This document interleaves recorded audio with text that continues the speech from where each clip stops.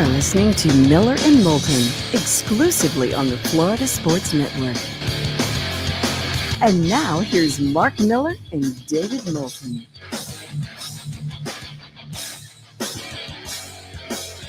Top of the morning to you.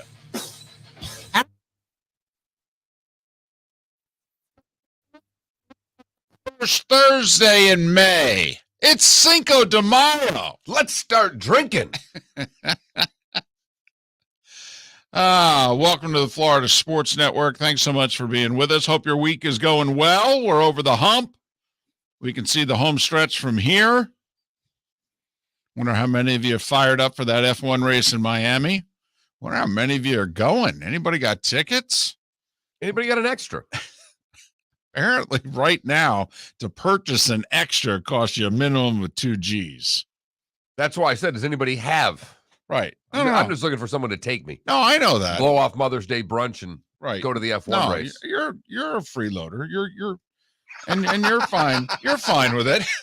You always have been. Okay, you've never made any bones about it. You know, one of the things I admire about you. But I'm just saying, I mean, this sucker sold out quickly, and right now, if you were looking to secondary market it, it cost you a quick 2 G's. And apparently, man, the stars are already there.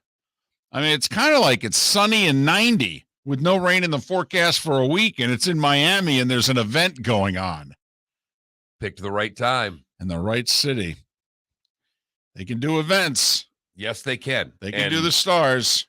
And as you all know, May's our month. They've gone home. The weather's still beautiful, and it's ours. The car carriers have headed north. The restaurants are just a touch less full, and the weather and everything else is still perfect in the Sunshine State. So you got that on the weekend, and we're hoping to talk to someone who's covering the race. Look at us going F1. How the hell am I supposed to ask questions about this? Well, listen, I don't know. I mean, you know, we'll throw it in underhanded and we'll just pay attention and we'll go from there. Well, it sounds like a plan. But, you know, it's on the agenda, put it that way. We will head to Miami and talk to an F1 correspondent. I have a feeling we may have an accent on the show. And it's not going to be Miller or Moulton faking it. And it won't be a Michigan or Jersey one. I have a feeling we will have an accent on the show. Another nice night, NBA, NHL playoffs. And, you know, if you have a Florida area code, it was a really good night. Absolutely. Heat dominant in their win. Lightning come back, even up the series 1-1 as they bring the series between them and the Leafs back to the state of Florida. So a great night for the Florida teams. You know, it's almost as if the Lightning have a championship pedigree. I mean, really, you watch the way they responded last night, and it's almost like they have star players who had really awful games and had about 48 hours to let it marinate. And then the star players played like, wait for it, star players. You know, they did. And on the other side of things, Miami knows Philadelphia has no size. None. And so let's give the ball to Bam whenever we can. And he's going to do basically whatever he wants at this moment. Yeah, we're going to drive to the basket. We're going to give it to Bam and let him take care of things near the basket. Worst case scenario, we'll just throw the ball up on the rim and go get it. Yeah. Mm-hmm.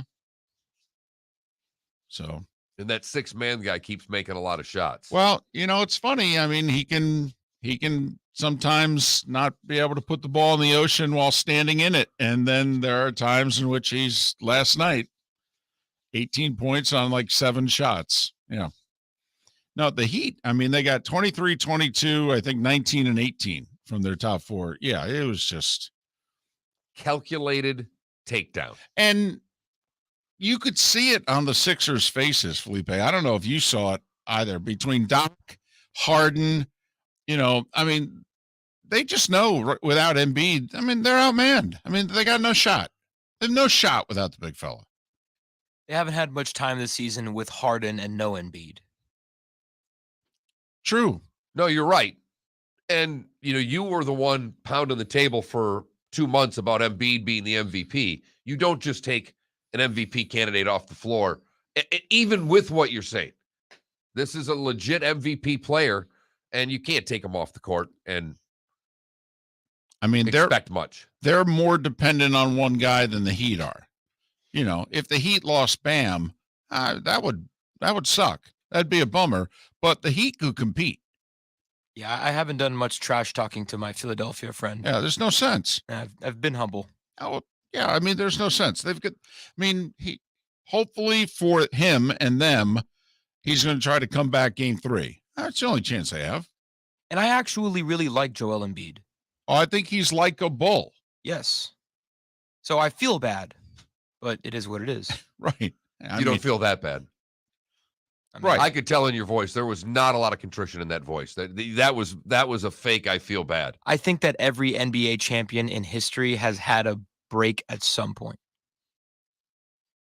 Something go their way. Absolutely. That's part of the postseason. Yeah.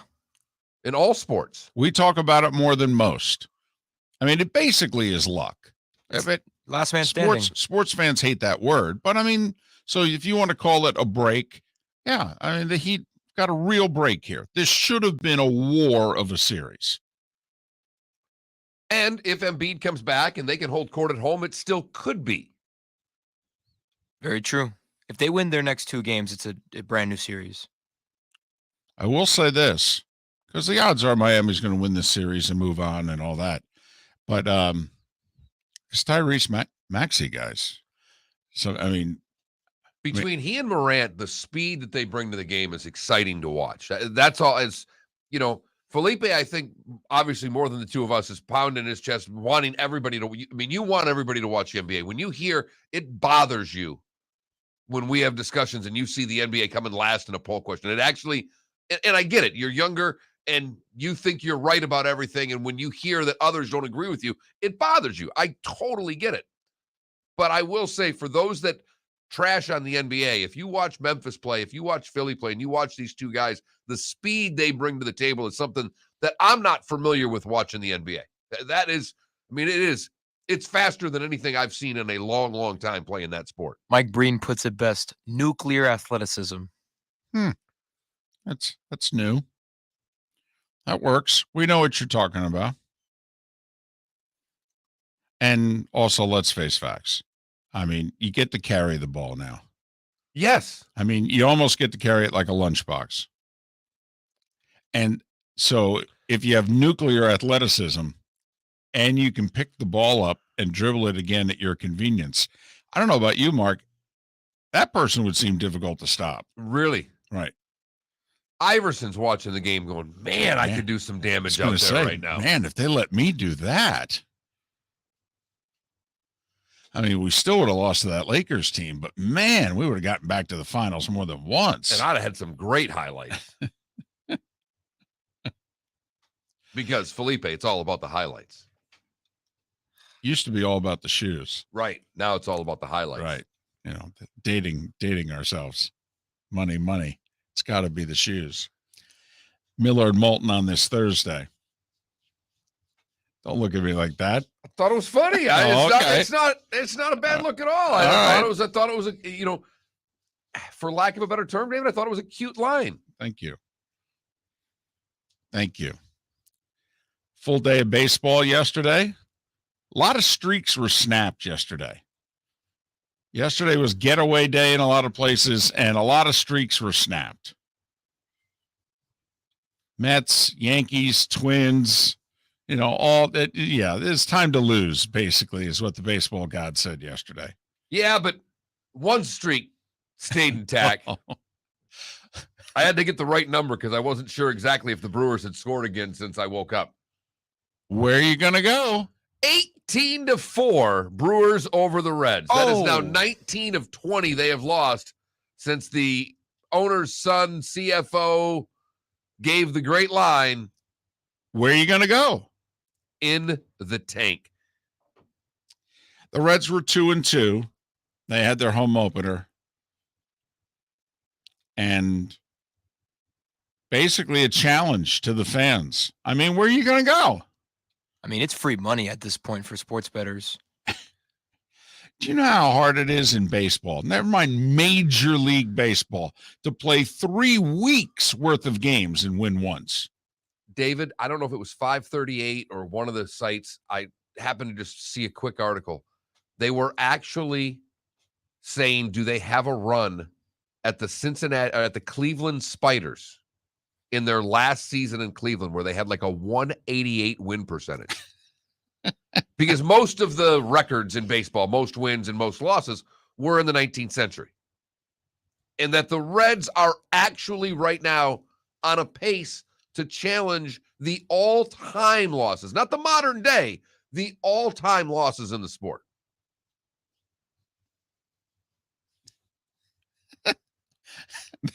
They're 3-21 in baseball.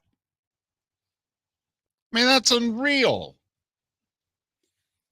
I mean, to only win 1 out of 3 games, that's a 54-108 team.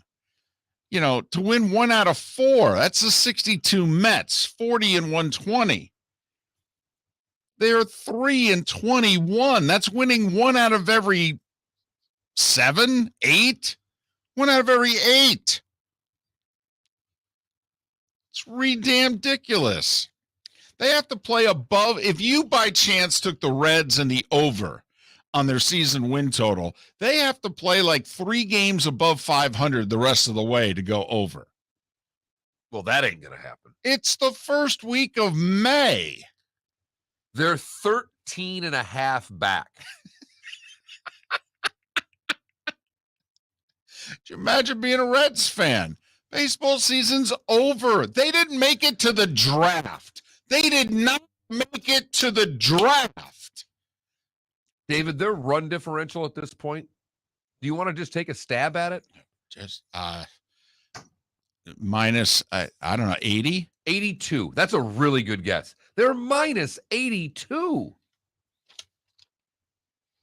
The Royals, who are really bad, are minus 39 right now. That is the next closest. The Yankees, who are winning damn near every game they play, are plus 49. The Reds are nearly double that the other way. The other way. And coming up later on in the show, we'll play Guess the Attendance on the Rays-A's afternoon game yesterday.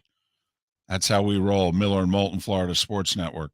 Hey, it's Mark Miller for the Training Grove by Orange Whip Golf, where golfers go to get better. Improve your golf game from home with Orange Whip Golf and Fitness online swing training program, The Training Grove. With a growing swing training video library and a daily program prescribed by golf fitness professionals, The Grove provides a clear path to unlock your most powerful swing, giving you control of your game like never before. Join thousands like me who have finally found a way to achieve results in half the time of traditional game improvement methods with The Grove's revolutionary blend of golf fitness, instruction, and award-winning Orange Whip products. Go to orangewhipgolf.com to get started for a free 14-day risk-free trial and use code Miller10 to get $20 off your first month. That's orangewhipgolf.com to get started for a free 14-day risk-free trial. Remember to use code Miller10. That will get you $20 off your first month.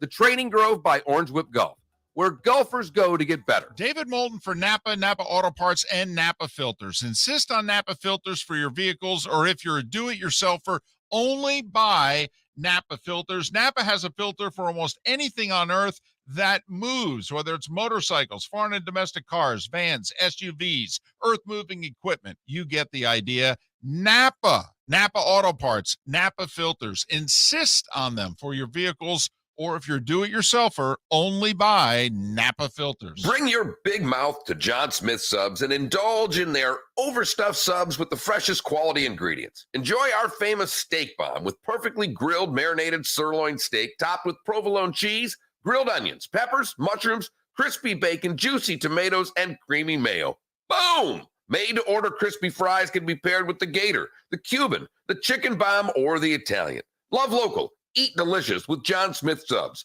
Find a John Smith Subs location near you today. You are listening to Miller and Moulton on the Florida Sports Network.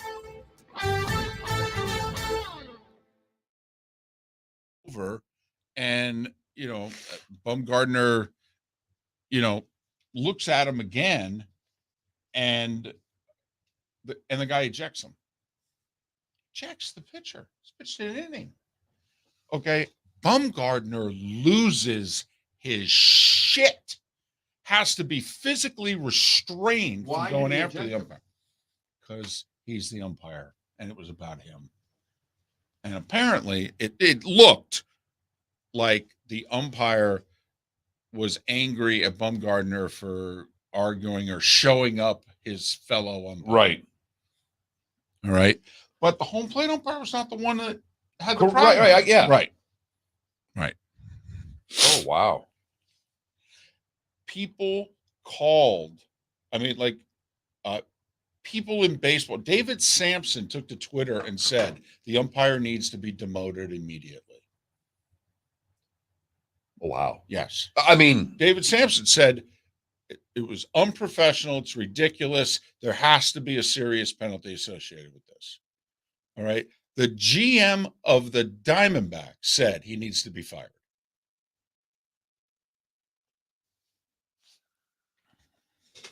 Yes, Arch. He was feeling up his hand. It was weird.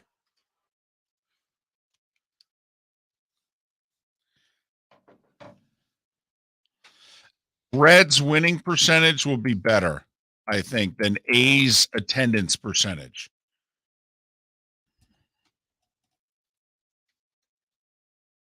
Well, because like 2K out of 45K is not 22%. All right. It's 1/22. It's actually 4.5%. Can't believe the Marlins got swept by the freaking Diamondback. I know. Just when they had kind of played their way into 3-run differential in the entire series. lost 3 1-run games. Well, yesterday was a crusher. It had a 1-run lead going to the 9th. Yep. Came back from a big deficit. Mm-hmm.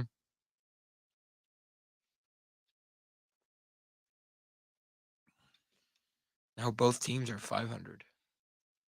Hey, what's that whole 1:07 p.m. he got ejected. Yes. Now it was a 12:40 start. No, still, but right. But I'm Right. looking at the time of the tweet. I mean, It was absurd.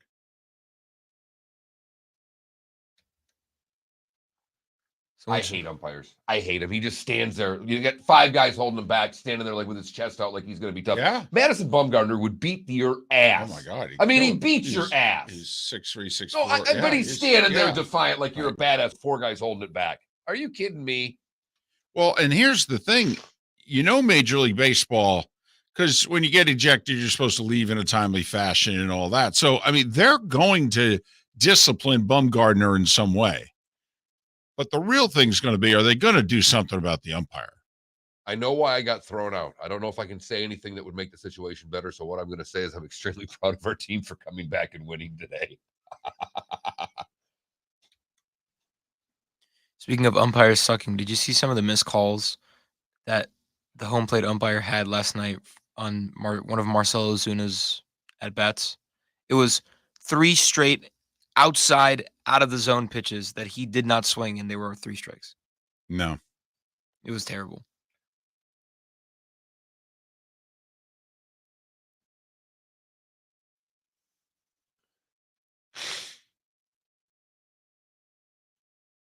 What's the hurricane tradition that they do in the NHL where they go like that after the game and all the players? That's a Carolina thing. It's just Carolina. They do it every game. It's saluting their fans. Looks like a wannabe skull chant. Well, the Rangers were one of the first teams. I'm not saying they were the first, but I know they were one of the first where after the game, they would form a little circle. They would just come out. They would just raise their sticks to the crowd like, hey, thanks for your support. It's a college thing. Yeah, it is. It's big in the Northeast colleges, the Clarksons, Yes. In those schools. That's cool. And so, but that was it, though. They just kind of it took less than 10 seconds. The Rangers would just all gather and they'd quickly make kind of a circle and then they'd raise their sticks and then they'd just leave the ice. Cool. We're coming back.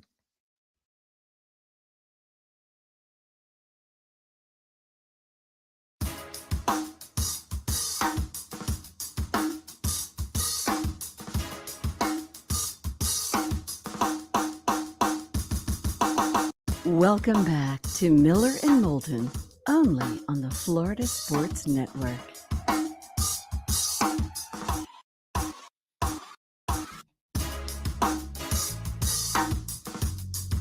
"21 minutes after the hour, Miller and Moulton, the Florida Sports Network. Thanks so much for being with us. Since this is the baseball hour, it was named during our second act. Baseball fans are older, therefore they get up earlier. Therefore, whenever I wanted to talk baseball, Mark said, Moulton, talk it in the 6 o'clock hour. That's the baseball hour.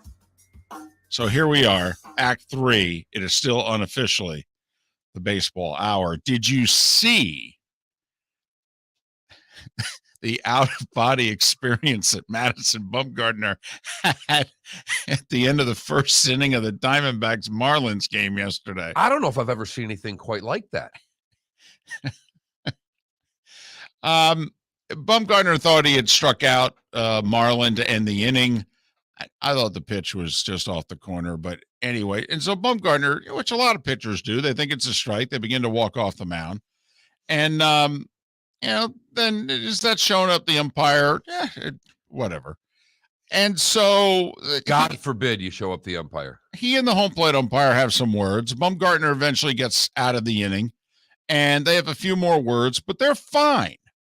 They're fine.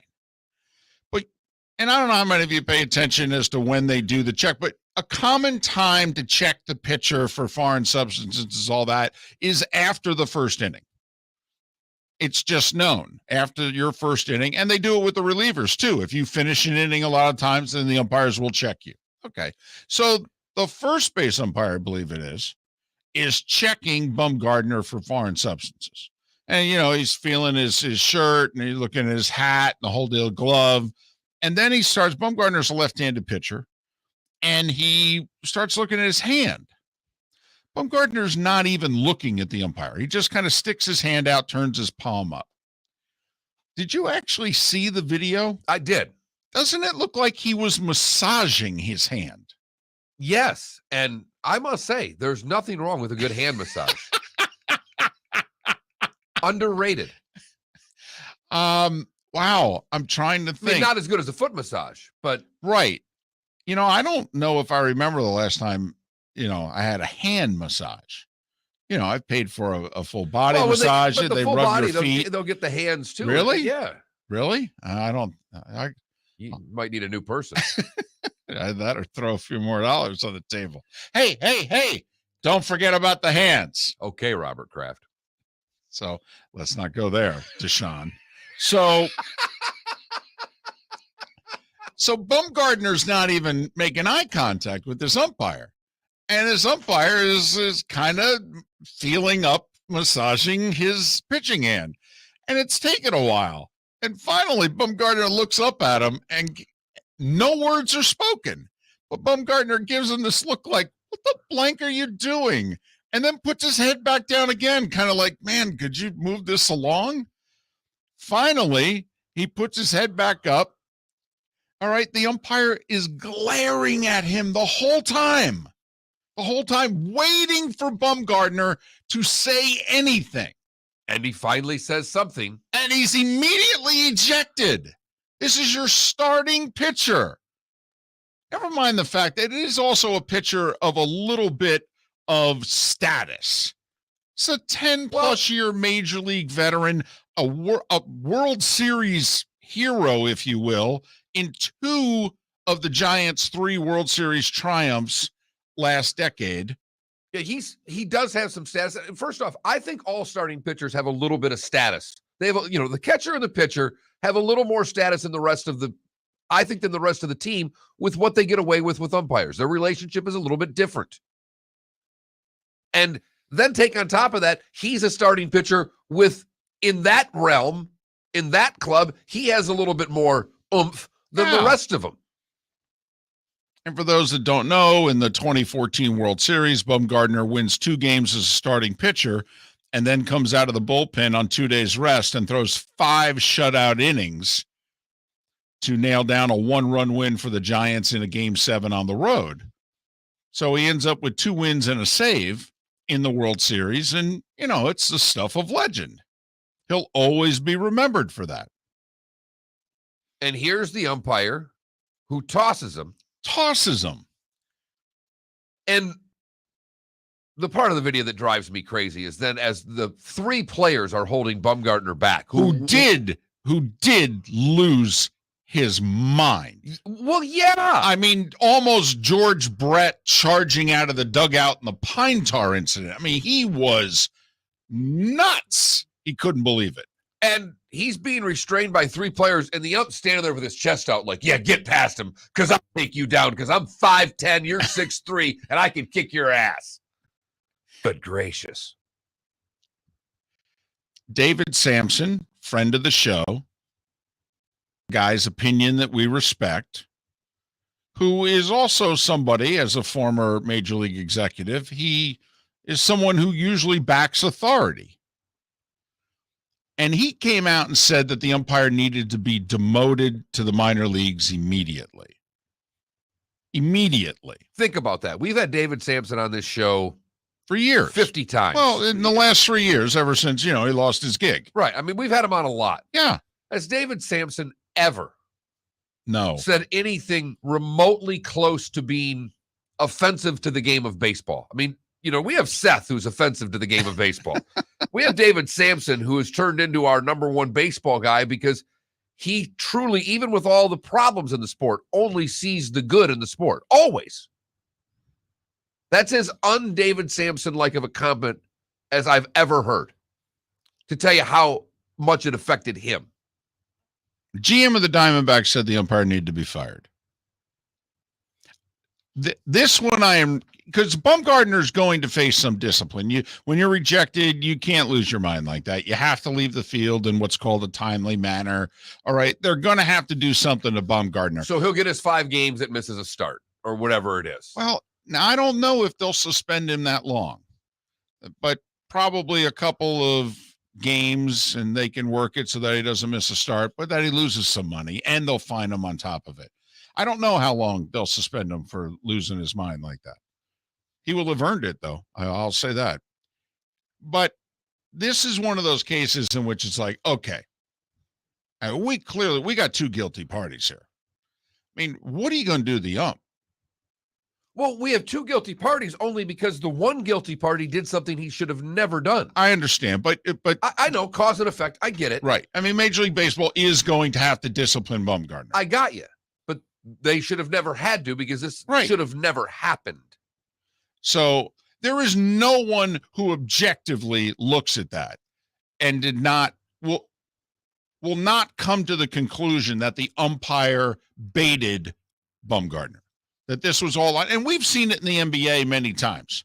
There's the legendary, Scott Foster, Chris Paul, in which Chris Paul can't even look at Scott Foster. Can't do it. And we all know it. It's laughable. He's done like 15 Chris Paul playoff games. Chris Paul's teams are 0-15. Clyde Drexler had a legendary beef with Darryl Garrettson, I think it was. I mean, legendary. Everybody knew it around the league. League never did anything about it. This is one of those in which I think the rest of Major League Baseball is like, listen, I understand you guys never discipline the umpires, but if you're not going to discipline this umpire for this, then basically they can do whatever the hell they want. They've always had an incredibly strong union, more so than any of the other officials in any of the other sports. So it will be fascinating how this plays out, David, because there's part of me that thinks nothing happens to the umpire, because that's normal for baseball. Well, if I was baseball and you're telling me that nothing's going to happen to the umpire, then my statement would be, I'm not going to do anything to Bumgarner, which will infuriate the umpires. But hey, if that's the most I can do, then that's the most I can do. Miller and Moulton, we thank you so much for listening. The starting 5 on the other side on the Florida Sports Network. Bring your big mouth to John Smith Subs and indulge in their overstuffed subs with the freshest quality ingredients. Enjoy our famous steak bomb with perfectly grilled marinated sirloin steak topped with provolone cheese, grilled onions, peppers, mushrooms, crispy bacon, juicy tomatoes, and creamy mayo. Boom! Made-to-order crispy fries can be paired with the Gator, the Cuban, the Chicken Bomb, or the Italian. Love local. Eat delicious with John Smith Subs. Find a John Smith Subs location near you today. David Moulton for Napa, Napa Auto Parts, and Napa Filters. Insist on Napa filters for your vehicles, or if you're a do-it-yourselfer, only buy Napa filters. Napa has a filter for almost anything on earth that moves, whether it's motorcycles, foreign and domestic cars, vans, SUVs, earth-moving equipment. You get the idea. Napa Auto Parts, Napa filters. Insist on them for your vehicles, or if you're do-it-yourselfer, only buy Napa filters. Hey, it's Mark Miller for the Training Grove by Orange Whip Golf, where golfers go to get better. Improve your golf game from home with Orange Whip Golf and Fitness online swing training program, The Training Grove. With a growing swing training video library and a daily program prescribed by golf fitness professionals, The Grove provides a clear path to unlock your most powerful swing, giving you control of your game like never before. Join thousands like me who have finally found a way to achieve results in half the time of traditional game improvement methods with The Grove's revolutionary blend of golf fitness, instruction, and award-winning Orange Whip products. Go to orangewhipgolf.com to get started for a free 14-day risk-free trial and use code Miller10 to get $20 off your first month. That's orangewhipgolf.com to get started for a free 14-day risk-free trial. Remember to use code Miller10. That will get you $20 off your first month. The Training Grove by Orange Whip Golf, where golfers go to get better. You are listening to Miller and Moulton on the Florida Sports Network.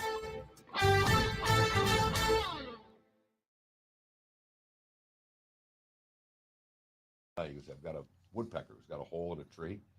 He goes, the thing just kind of looks at me at night, falls asleep. He goes, it's the funniest. He goes, that guy's got a tough one. This was also yesterday. It's low. And I think we're seeing the influence of Max Scherzer on McGill, mixing his pitches, throwing everything for strikes, good pace, gets ahead, together. Oh, man. Not close. Wow. Stone first one's down, and that one's 6 inches off the plate. Good Lord. Watch. It's 0-3.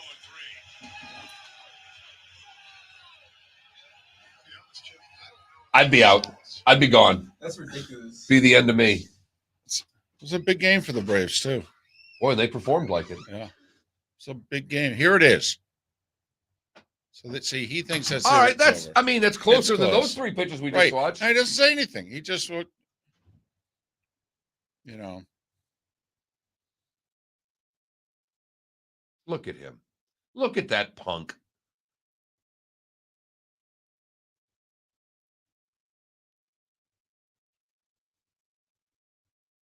And I think he said something about massaging my hand. You see the veins on his neck.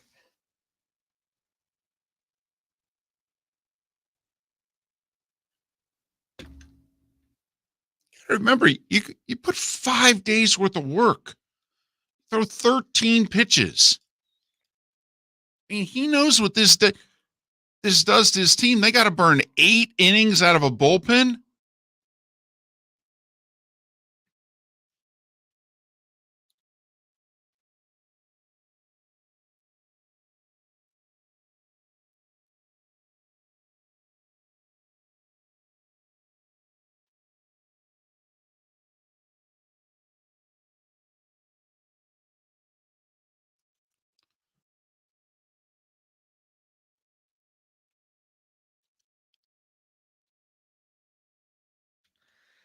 Damn it. John Birdie had 2 home runs. Oh, look at this bat flip.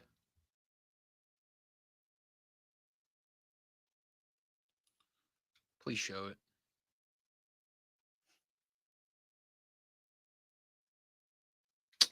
Come on, Sports Center. Yeah, but here they are, pitch away from winning. Boom.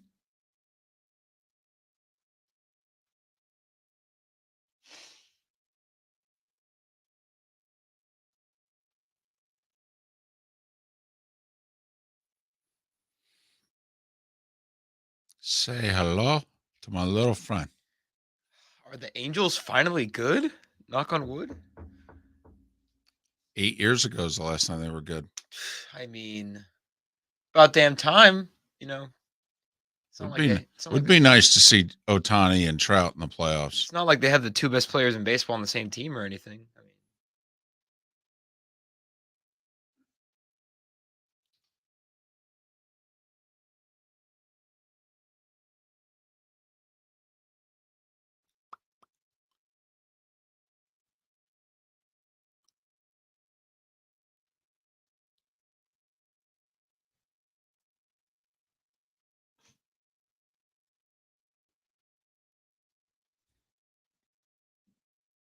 Tyron's back home. Hey, man, as we've been pointing out, they ain't surrendering shit to the Bucks. As far as they're concerned, they own the Bucks. Yep. Brady's never beaten them in the regular season since he's gone to Tampa. That is unbelievable. And then they meet in the playoffs, and what happens? Well, think about it, though. If Michael Thomas can be healthy, and if Jameis is decent, their defense is top 5 in the league. Michael Thomas is a freaking stud, man. Oh, when he wants to be. True. Hasn't been since he got paid. He went to Ohio State, right? I don't remember. We're coming back.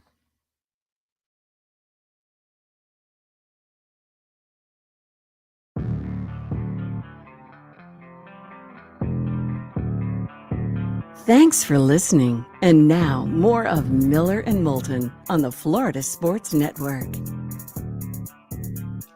22 minutes before the hour. Thanks for being with us, Miller and Moulton. Florida Sports Network. Big show lined up today.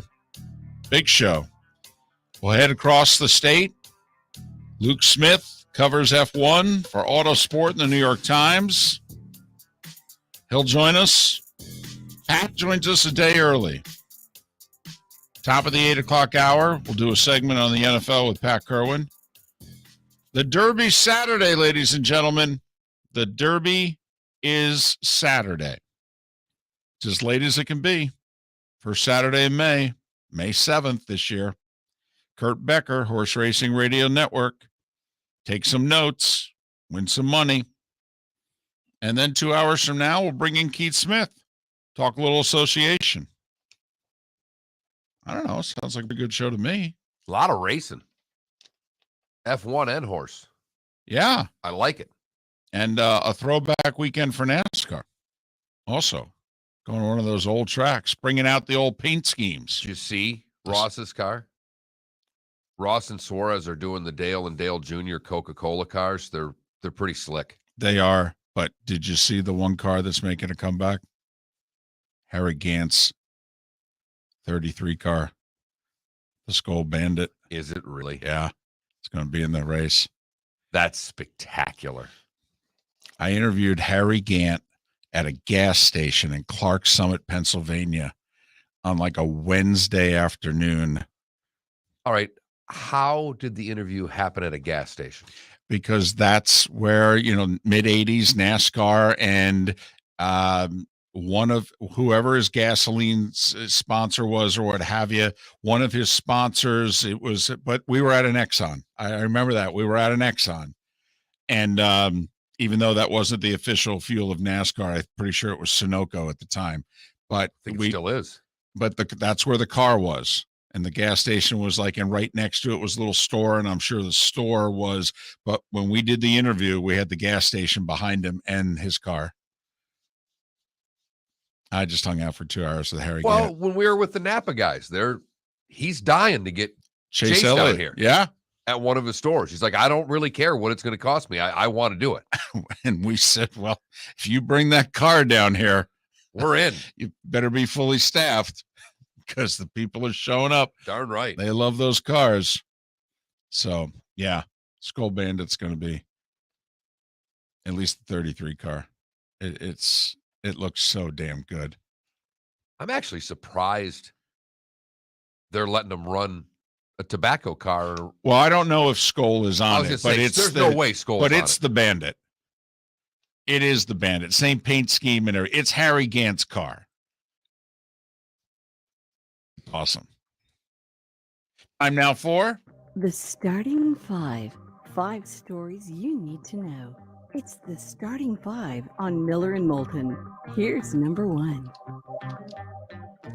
the announcements actually came during our show yesterday morning. The NFL announcing their international games. The Bucks play the Germany game. They'll face Seattle, at where Bayern Munich play their games on November 13th.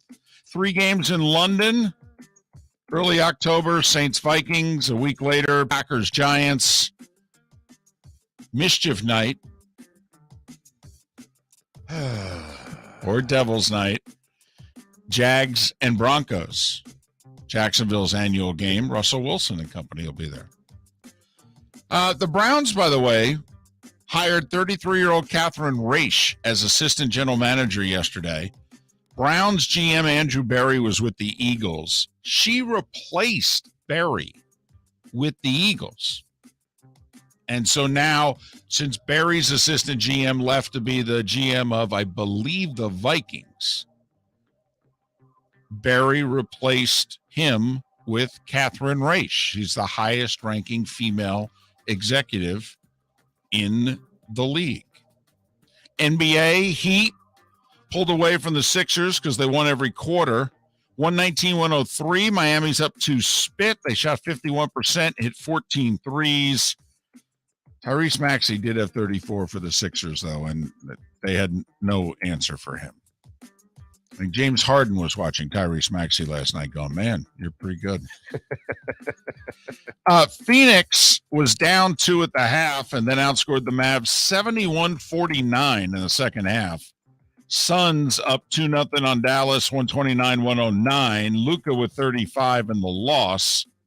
Booker with 30 in the win. So think about that. Luka's averaging 40 in the first 2 games of the series. They're down 0-2. I mean, does this series even return to Phoenix? I was about to say the same thing, David. This right now looks like it has sweep written all over it. They've got nothing for Phoenix. By the way, no NBA playoffs tonight. And in a scheduling quirk, the 2 series last night will be the 2 series playing on Friday. So the other 2 series that played on Tuesday, they don't play again until Saturday. It's all done for television purposes. Basically, they don't want to show these 2 series. They want to show the Warriors and the Celtics. That's what that's what ABC wants. Yes. Yeah. They want the Warriors and the Celtics. These teams, these players, whatever. NHL playoffs. Lightning showed Toronto what championship material looks like. Hedman with a goal and 3 assists up until the giveaway late, which led to a shorthanded goal. He was tremendous. He looked like Victor Hedman. It was remarkable. Funny in Cooper's comments after the game, and when you're up, your back's against the wall. Well, not that our backs were against the wall. I mean, right. He qualified every statement that he made with a kind of an out, but basically said it was a huge game. Yeah. Your big players need to play great in a big game, and ours did. Yeah. And then he said, but it's not really a big game. It was only game 2. I found out something interesting in the game because Buchagras did the game again. And he said he votes for Hedman every year for the Norris. He goes, I just think he's the best defenseman in the league. And he said, and I have a vote, and I voted for him again this year. And I thought to myself, well, most years I'd agree with you. I wouldn't have this year. Even people who covered the Lightning wouldn't have this year, but okay. All right. So the Bruins took out yet another Carolina goalie early. Antti Ranta injured. The backup, who's really their third string, had to come in. But Aho and Niederreiter had 2 goals apiece, and Carolina owns the Bruins this year. Owns them, even though Boston's taken them out of the playoffs the last couple of years, or 2 of the last 3 years. Carolina wins 5-2. They're up 2-0. Stars.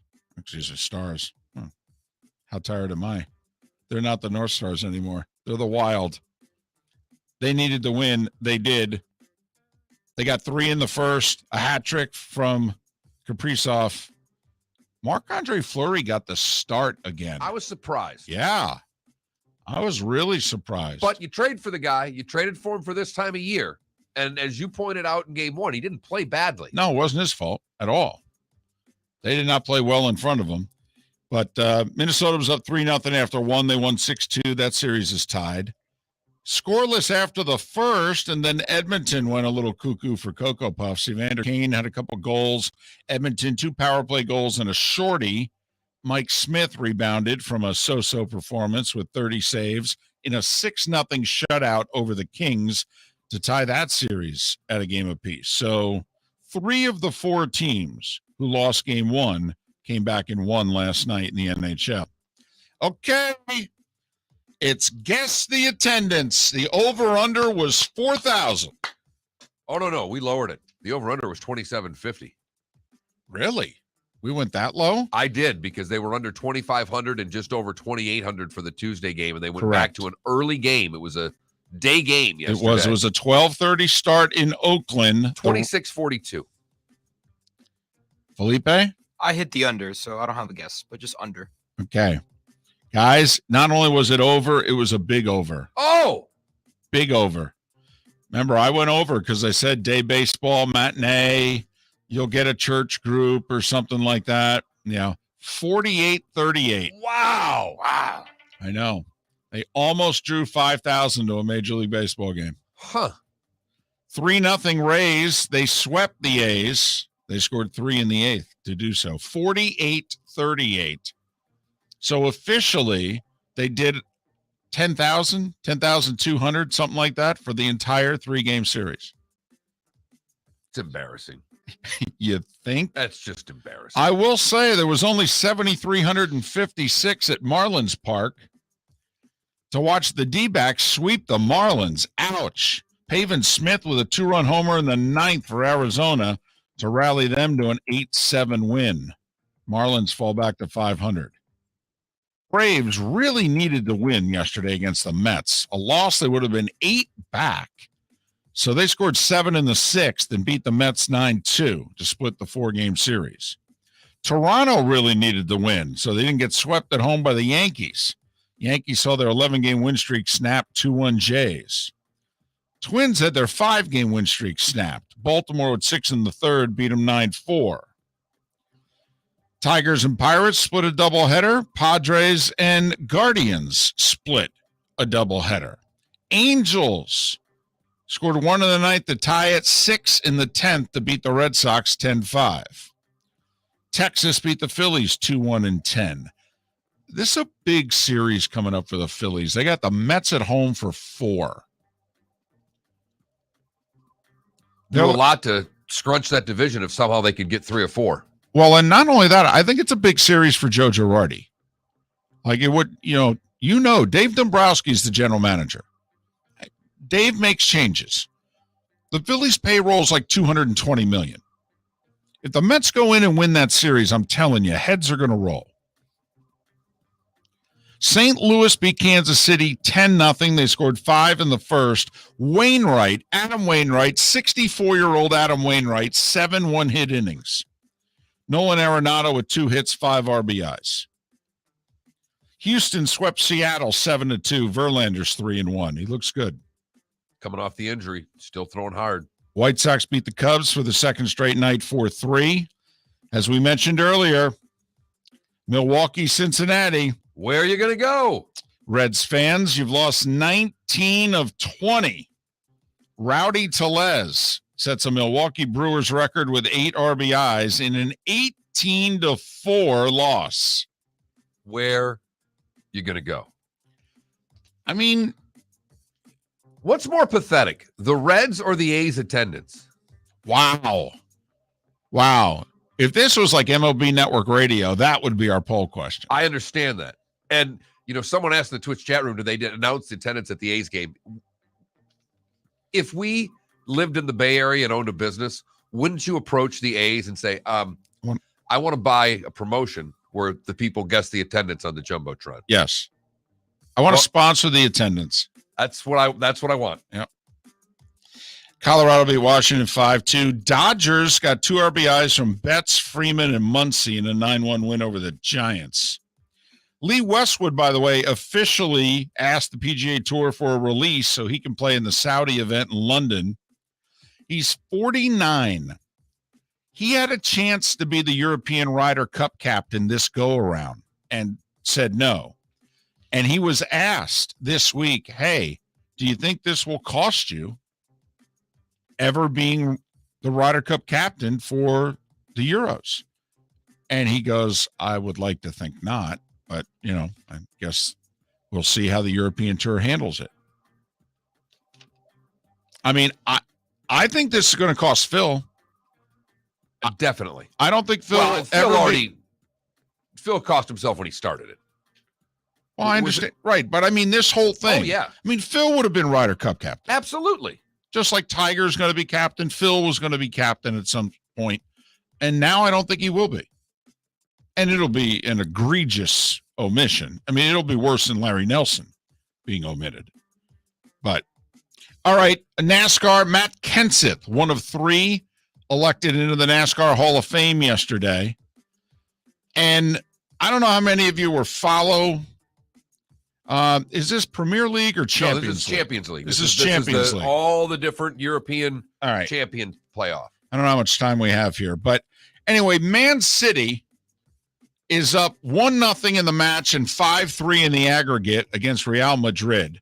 Real Madrid scores in the 90th minute and the 91st minute to tie the aggregate and then wins it on a penalty kick in extra time.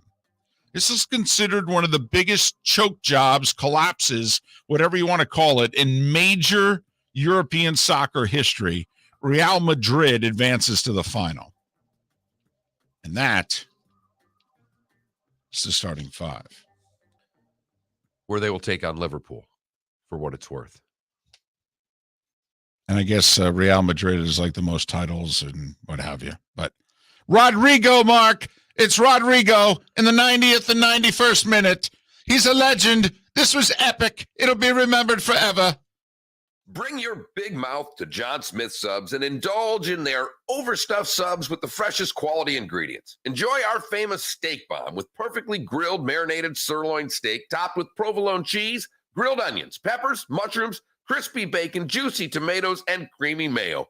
Boom! Made-to-order crispy fries can be paired with the Gator, the Cuban, the Chicken Bomb, or the Italian. Love local. Eat delicious with John Smith Subs. Find a John Smith Subs location near you today. David Moulton for Napa, Napa Auto Parts, and Napa Filters. Insist on Napa filters for your vehicles, or if you're a do-it-yourselfer, only buy Napa filters. Napa has a filter for almost anything on earth that moves, whether it's motorcycles, foreign and domestic cars, vans, SUVs, earth-moving equipment. You get the idea. Napa Auto Parts, Napa filters. Insist on them for your vehicles, or if you're do-it-yourselfer, only buy Napa filters. Hey, it's Mark Miller for the Training Grove by Orange Whip Golf, where golfers go to get better. Improve your golf game from home with Orange Whip Golf and Fitness online swing training program, The Training Grove. With a growing swing training video library and a daily program prescribed by golf fitness professionals, The Grove provides a clear path to unlock your most powerful swing, giving you control of your game like never before. Join thousands like me who have finally found a way to achieve results in half the time of traditional game improvement methods with The Grove's revolutionary blend of golf fitness, instruction, and award-winning Orange Whip products. Go to orangewhipgolf.com to get started for a free 14-day risk-free trial and use code Miller10 to get $20 off your first month. That's orangewhipgolf.com to get started for a free 14-day risk-free trial. Remember to use code Miller10. That will get you $20 off your first month. The Training Grove by Orange Whip Golf, where golfers go to get better. Hey, it's Mark Miller for the Training Grove by Orange Whip Golf, where golfers go to get better. Improve your golf game from home with Orange Whip Golf and Fitness online swing training program, The Training Grove, with a growing swing training video library and a daily program prescribed by golf fitness professionals, The Grove provides a clear path to unlock your most powerful swing, giving you control of your game like never before. Join thousands like me who have finally found a way to achieve results in half the time of traditional game improvement methods with The Grove's revolutionary blend of golf fitness, instruction, and award-winning Orange Whip products. Go to orangewhipgolf.com to get started for a free 14-day risk-free trial and use code Miller10 to get $20 off your first month. That's orangewhipgolf.com to get started for a free 14-day risk-free trial. Remember to use code Miller10. That will get you $20 off your first month. The Training Grove by Orange Whip Golf, where golfers go to get better. You are listening to Miller and Moulton on the Florida Sports Network.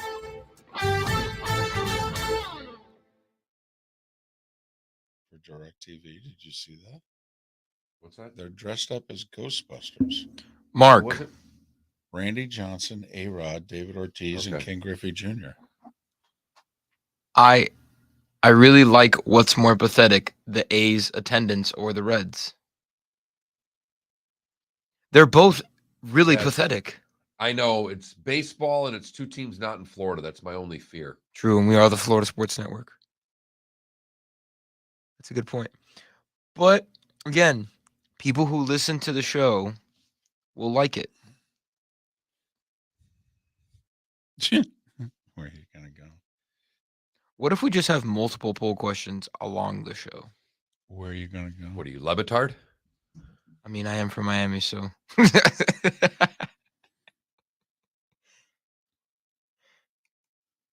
Ask people if you could attend one event this weekend, which would it be? The F1 race in Miami or the Kentucky Derby? Ooh, Ooh, yeah. Yeah. Because the Derby is.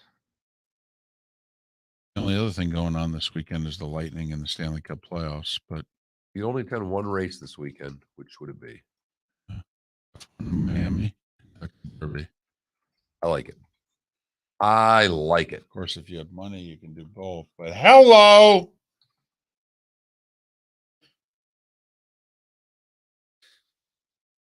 Lando Norris crosses the plane. This is a hard question for me. I would go the Derby really close because I love the Derby. I know. I so want to do the Derby. I mean, I'm biased. I'm going F1.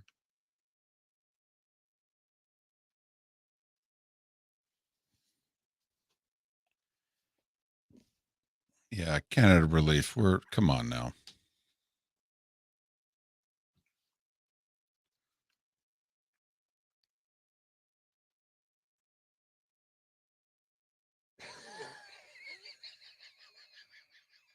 It's funny. That's snarky and funny.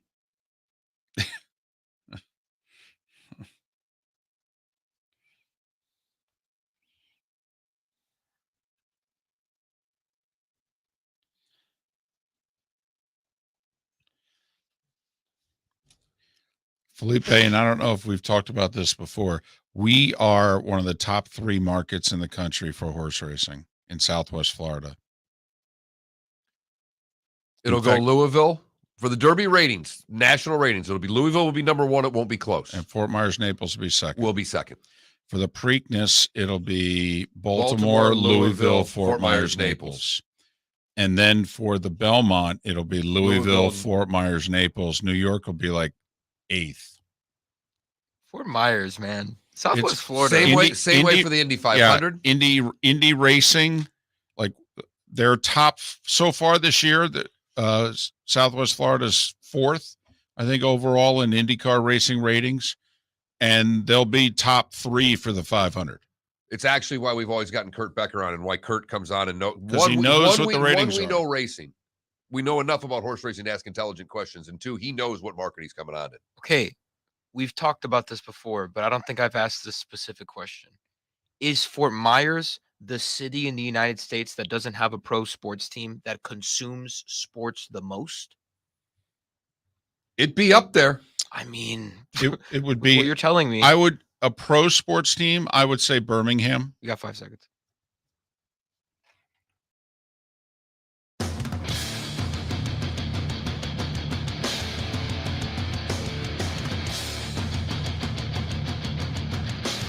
You're listening to Miller and Moulton, exclusively on the Florida Sports Network. And now, here's Mark Miller and David Moulton.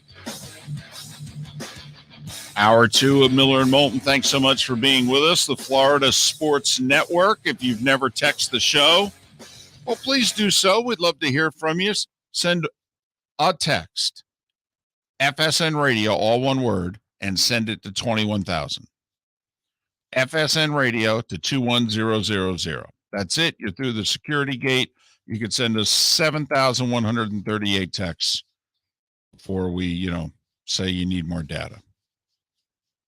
And you could also watch the show.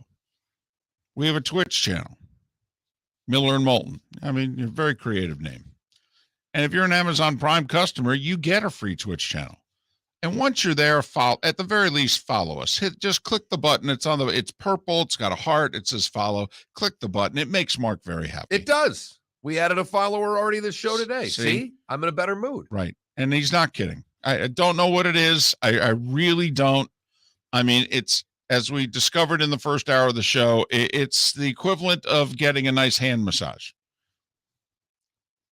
Never realized that was important, but, it's Dan Bellino, I guess, is the umpire, and he gave a very nice hand massage to Madison Bumgarner before he ejected him. And we could have made a hand massage the focus of our poll question, but we decided to be a little more creative than that. Very simply, it's if you could only attend one race this weekend, which would it be? The F1 in Miami or the Derby? That's hitting you hard. And we don't do poll questions well, but that's a pretty darn good poll question. And I love the Derby.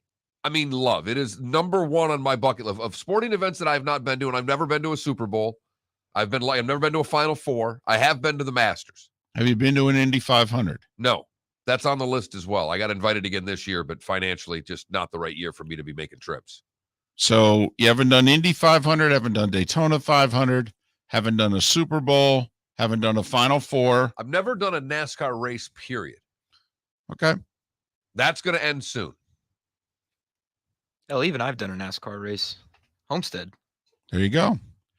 But of all the things, still on your quote unquote bucket list, the Derby for you is number one. Number one, and it's not close. And this F1 race has me so intrigued.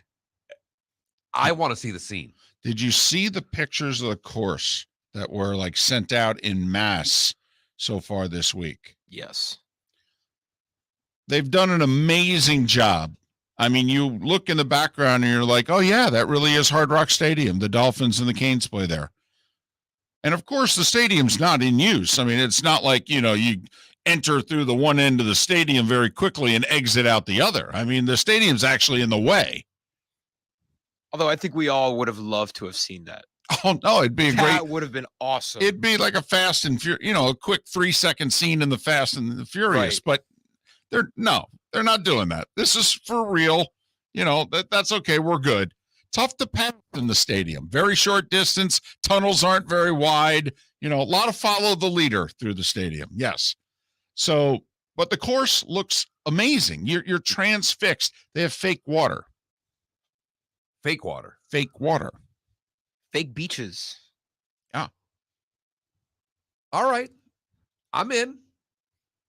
And people at first were guessing. So what is the water?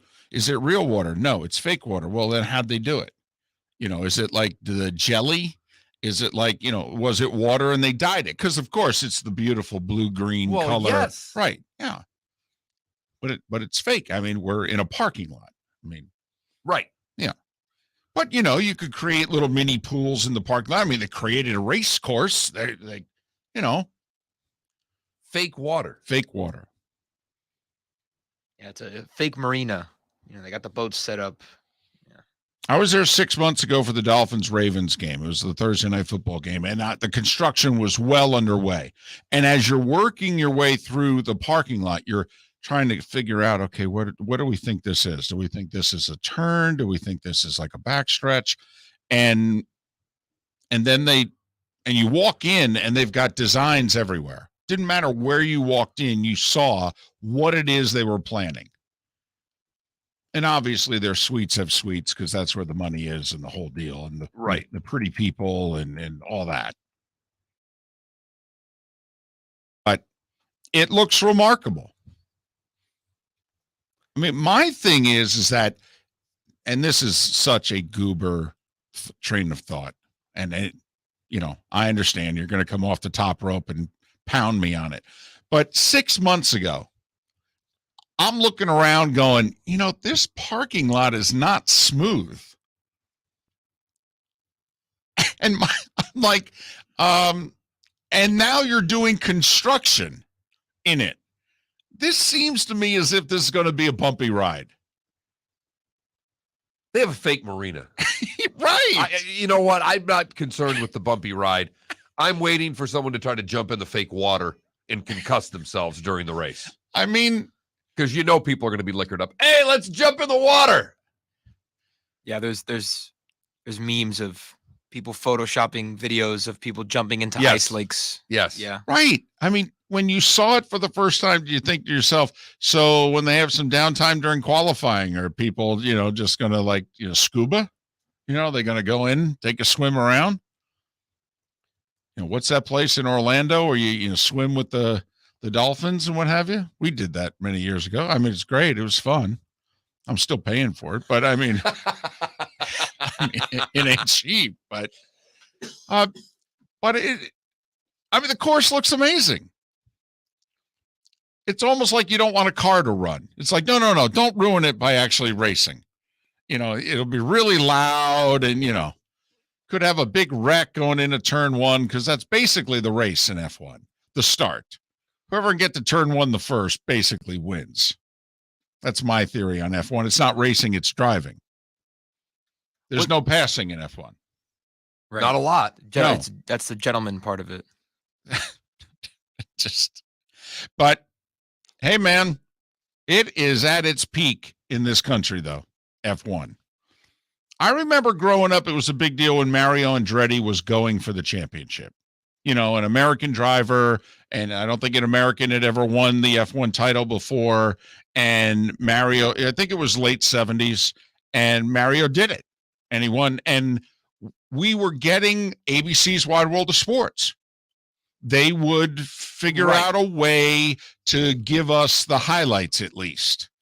And I think they'd show Monaco. Yes. They would the Monaco Grand Prix. Right. But that was it. And then you would get little highlight packages in amongst their Wide World of Sports. And you were following it in the States anyway for Mario. Wow, an American's going to win this thing. Cool. Your memory of F1 is much greater than mine. Well, yeah, but I mean, that was it. Right. I mean, that was it. That was the extent of F1 in this country was that, Mario did it one year and won it. Well, I believe that this has as much to do with the Netflix documentary as anything else. People started watching Drive to Survive. Drive to Survive. And it's very well done. The first season was amazing by all accounts. And didn't it air during the quote unquote pandemic? Yes.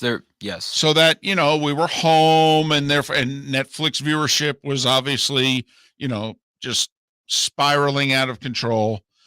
Well, and we've talked about this, that docu-series was so successful that the PGA Tour is apparently doing their own Netflix docu-series. But for those that watched, what was it called again? Drive to Survive. I mean, there was a lot of access.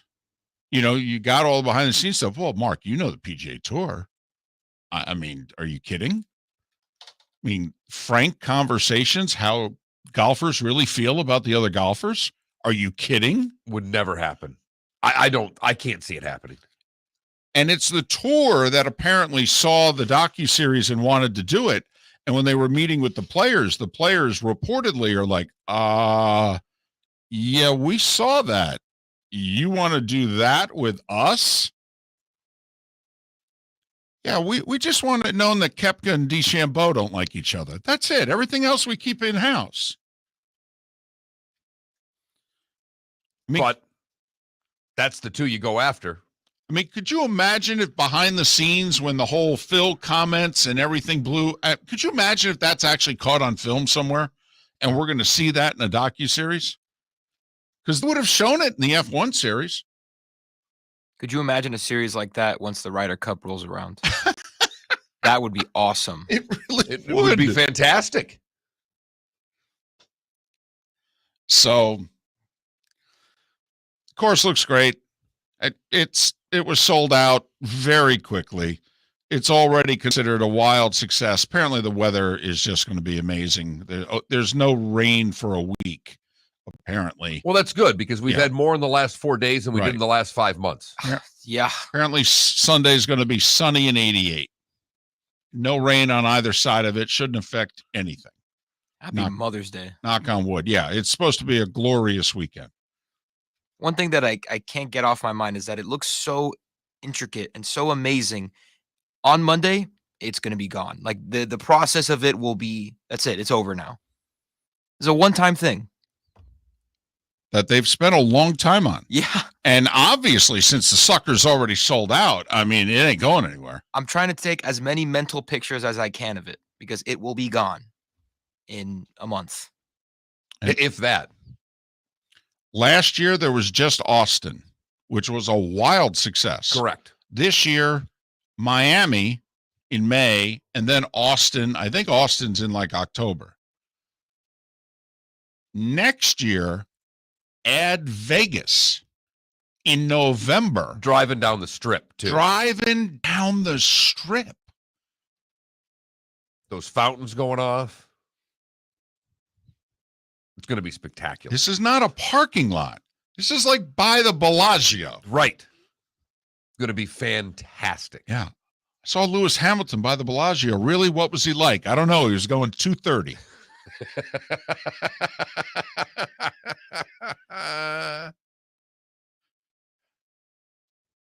So, if anybody's going, first off, let us know, and then please get in touch with us Monday, Tuesday, and tell us what it was like. But our poll question, Kentucky Derby or F1 race in Miami, if you could only go to one of the two races in the state this weekend, which would it be? We blew it already on the poll question, and I like this poll question. But Yinzer in the Twitch chat room basically has told us what we should have been doing, and he's a little off, but he gave me the right idea. Today's Cinco de Mayo. Why aren't we doing your favorite taco? We could add another one. Oh. There's no problem with that. Who's telling us we can't? Come on, everybody's doing that. Pork? Beef? Chicken? Can't go chicken. Hey, it's Mark Miller for the Training Grove by Orange Whip Golf, where golfers go to get better. Improve your golf game from home with Orange Whip Golf and Fitness online swing training program, The Training Grove. With a growing swing training video library and a daily program prescribed by golf fitness professionals, The Grove provides a clear path to unlock your most powerful swing, giving you control of your game like never before. Join thousands like me who have finally found a way to achieve results in half the time of traditional game improvement methods with The Grove's revolutionary blend of golf fitness, instruction, and award-winning Orange Whip products. Go to orangewhipgolf.com to get started for a free 14-day risk-free trial and use code Miller10 to get $20 off your first month. That's orangewhipgolf.com to get started for a free 14-day risk-free trial. Remember to use code Miller10. That will get you $20 off your first month. The Training Grove by Orange Whip Golf, where golfers go to get better. David Moulton for Napa, Napa Auto Parts, and Napa Filters. Insist on Napa Filters for your vehicles, or if you're a do-it-yourselfer, only buy Napa Filters. Napa has a filter for almost anything on earth that moves, whether it's motorcycles, foreign and domestic cars, vans, SUVs, earth-moving equipment. You get the idea. Napa Auto Parts, Napa Filters. Insist on them for your vehicles, or if you're do-it-yourselfer, only buy Napa Filters. Bring your big mouth to John Smith Subs and indulge in their overstuffed subs with the freshest quality ingredients. Enjoy our famous steak bomb with perfectly grilled marinated sirloin steak topped with provolone cheese, grilled onions, peppers, mushrooms, crispy bacon, juicy tomatoes, and creamy mayo. Boom! Made-to-order crispy fries can be paired with the Gator, the Cuban, the chicken bomb, or the Italian. Love local. Eat delicious with John Smith Subs. Find a John Smith Subs location near you today. You are listening to Miller and Moulton on the Florida Sports Network.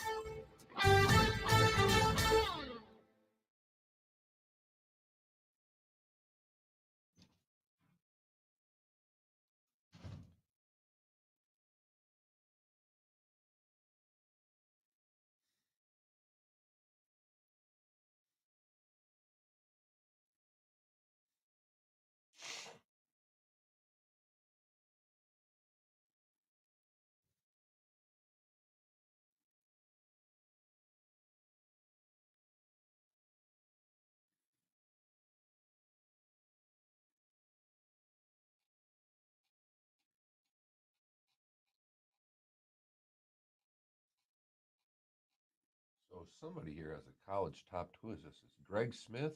His name? Eric Smith has a top 25 out already.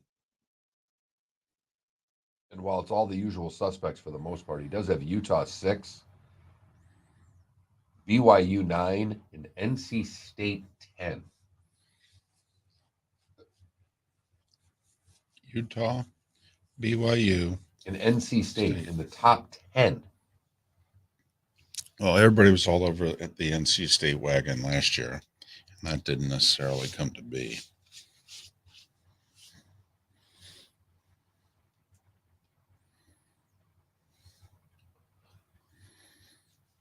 Wow, they return basically their whole lineup on both sides of the ball.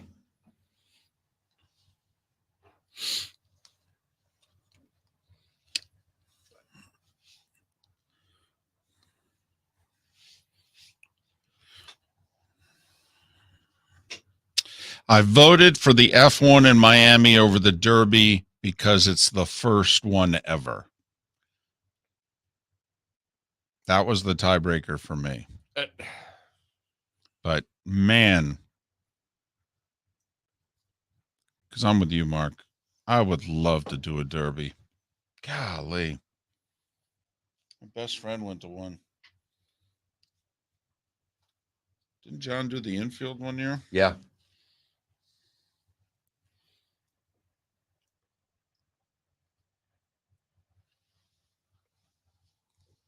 Ah.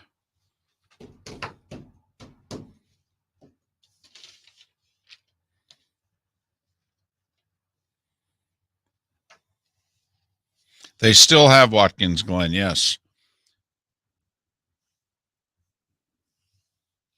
I think they run both IndyCar and NASCAR. I know they run a NASCAR race. It's in August every year.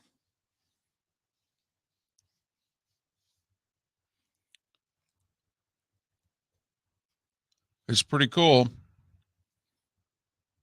There are a couple of great places to sit on that track where you can see a decent amount of racing.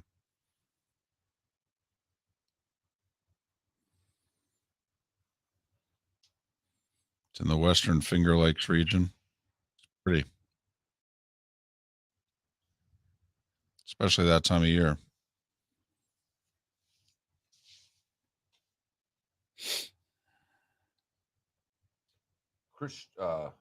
Max Verstappen and Charles Leclerc are your two guys that have won 2 races each. They've only raced 4 times, right? I'm sorry. They've each won 2. Right. So that's your guys. Right.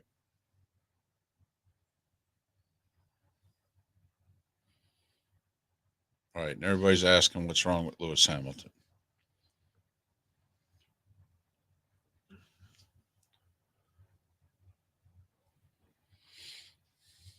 What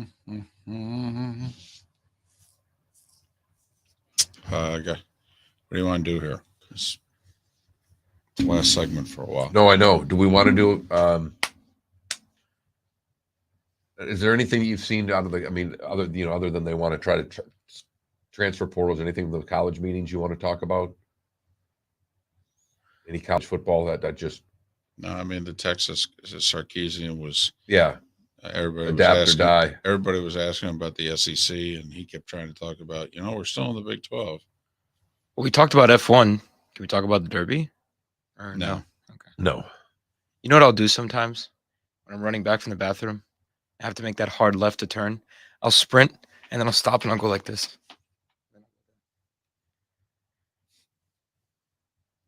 Can't jump on those pump fakes, boys.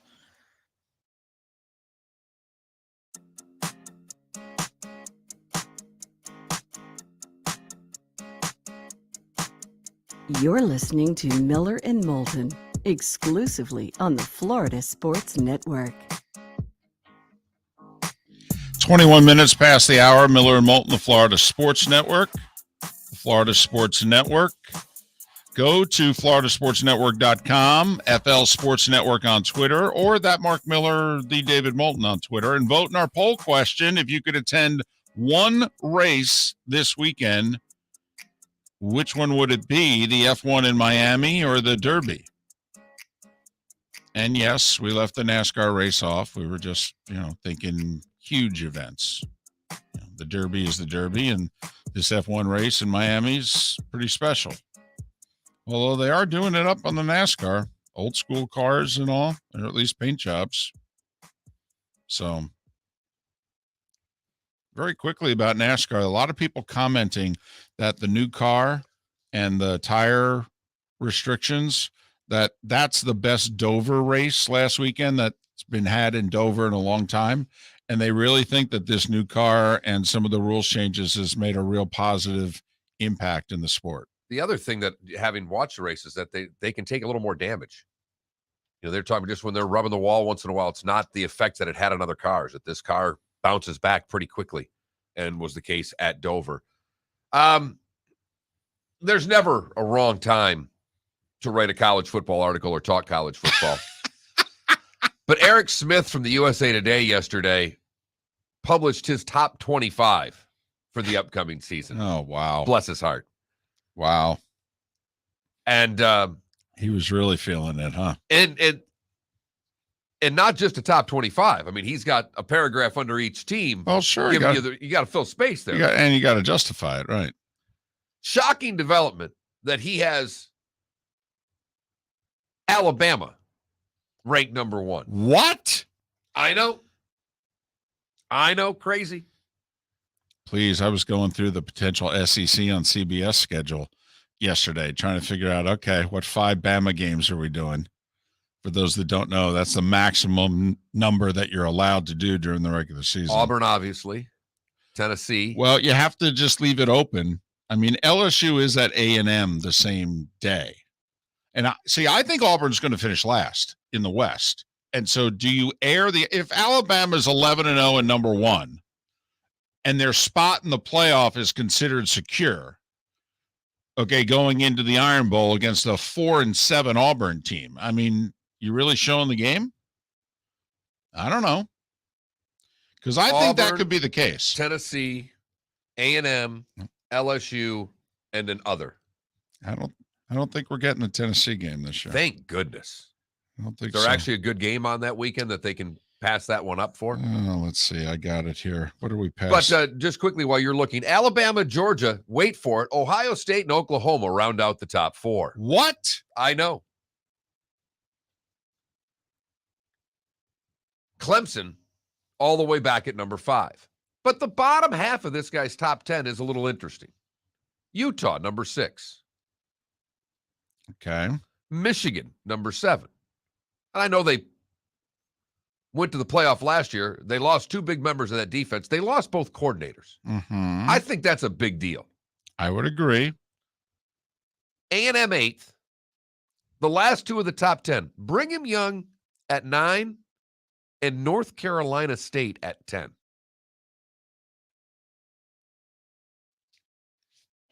That's right, Florida State fans. North Carolina State, he's got it 10.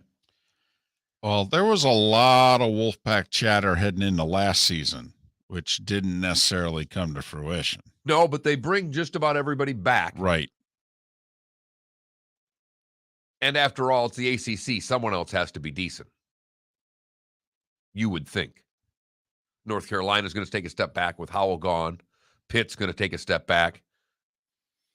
I will say, you mentioned BYU there. It is the one team. They joined the Big 12 this year. They get to join right away. Cincinnati, UCF, and Houston, right? They have to wait a year. BYU, because they're an independent, don't they get to join this year? Boy, I don't think so, just based on what they're saying, what their schedule is. Well, yeah, I mean, there'd be Big 12 games on it. No, that's interesting because they're an independent. I mean, no, but they have a good schedule. I mean, they play Baylor, they play Oregon, they play Ohio, they play Notre Dame, they play Arkansas. Yeah, they play Stanford at the end of the year. They play Boise. I mean, that's some quality games there that if they do throw a donut up there, they've got the right schedule to at least get some consideration. I don't think Dixie State will do much for them. Probably not. So they're a year away from the Big 12. Gotcha. So everybody then's a year away from the Big 12 because they worked out the deal earlier this week where the other schools can join beginning in the fall of 2023. You know, it's been a while, but there are those of us old enough to remember when BYU was a national power in football. And I do think they can do pretty well in this whole Big 12 thing. You know, in basketball, they say the key is to get old and stay old. Yeah, BYU doesn't have that problem. I will say in these rankings, yeah, they're old. Right. You know, they're really old. They do that 2-year mission statement when they're like in between freshman and sophomore year and what have you. And all of a sudden they come back, they're 20 years old, and then they bulk them up. And when they're juniors and seniors, they're like 23 years old out on the field. I had to go through this twice just to make sure, but he does not have one Florida team in his top 25. Well, of the three, which one would you bet on? I'd bet on the Canes. I would as well. I think Florida's going to be better, but I don't think that Florida would have a shot at cracking the top 25 because they're in the East. Florida has a shot if Richardson, the quarterback, stays healthy for the whole season and plays to his potential. But, I mean, you have to remember, they're in the East. I got it. Schedule's not easy, though. I mean, first off, first game, I believe, is Utah. I think the Gators open with Utah. Never mind, one of the crossovers is LSU. Now, they get them at home, but I believe they open with Utah. You are right.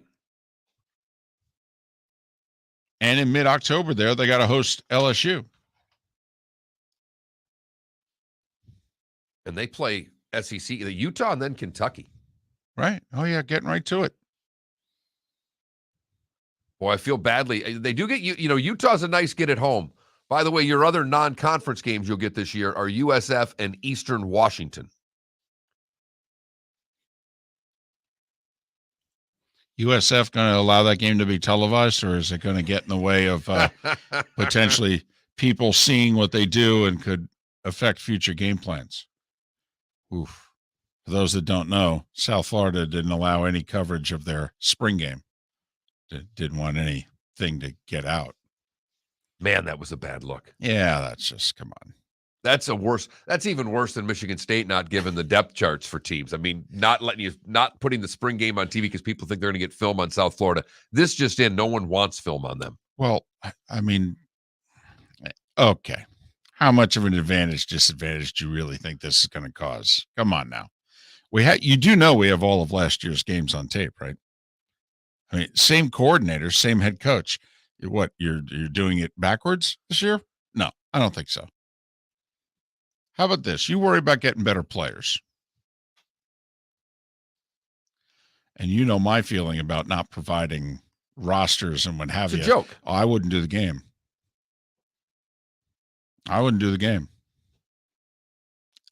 But that's me. And I wouldn't pay you either. Just so you know. No, I'm not going to do the game. I thought I'm going to. What's the story that Bob Costas told? The one time he had to do hockey really early in his career, and he had never done hockey before, and he didn't really know the teams, but he knew like 4 guys. And he said, man, for 2.5 hours, those guys were all over the ice. Miller and Moulton. We're going to talk a little F1 in Miami next. Hey, it's Mark Miller for the Training Grove by Orange Whip Golf, where golfers go to get better. Improve your golf game from home with Orange Whip Golf and Fitness online swing training program, The Training Grove. With a growing swing training video library and a daily program prescribed by golf fitness professionals, The Grove provides a clear path to unlock your most powerful swing, giving you control of your game like never before. Join thousands like me who have finally found a way to achieve results in half the time of traditional game improvement methods with The Grove's revolutionary blend of golf fitness, instruction, and award-winning Orange Whip products. Go to orangewhipgolf.com to get started for a free 14-day risk-free trial and use code Miller10 to get $20 off your first month. That's orangewhipgolf.com to get started for a free 14-day risk-free trial. Remember to use code Miller10. That will get you $20 off your first month. The Training Grove by Orange Whip Golf, where golfers go to get better. Bring your big mouth to John Smith Subs and indulge in their overstuffed subs with the freshest quality ingredients. Enjoy our famous steak bomb with perfectly grilled, marinated sirloin steak topped with provolone cheese, grilled onions, peppers, mushrooms, crispy bacon, juicy tomatoes, and creamy mayo. Boom! Made-to-order crispy fries can be paired with the Gator, the Cuban, the chicken bomb, or the Italian. Love local. Eat delicious with John Smith Subs.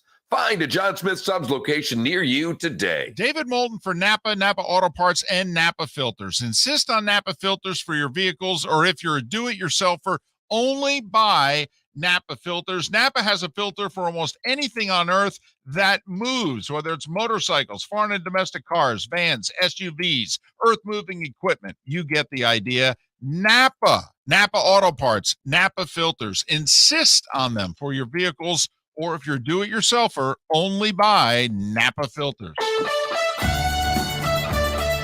You are listening to Miller and Moulton on the Florida Sports Network.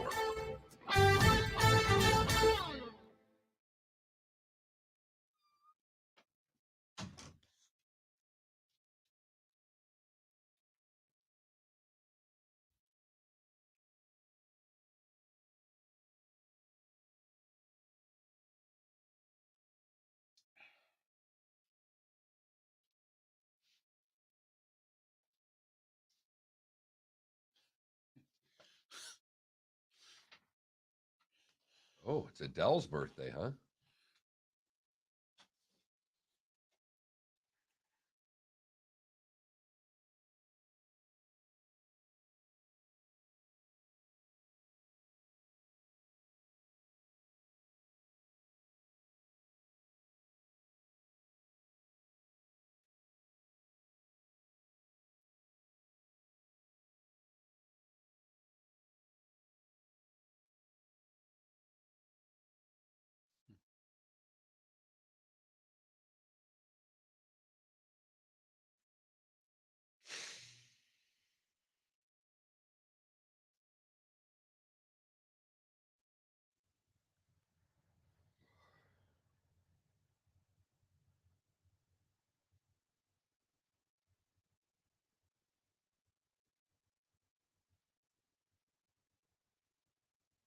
How many FUs did he give him there? Quite a few.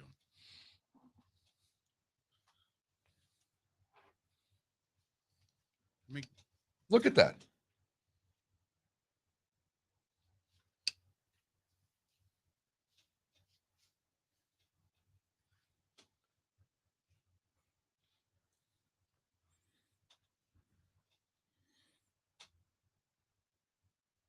Well, a lot of people in Marlins Park. What'd you say it was? 73.56. We thank you.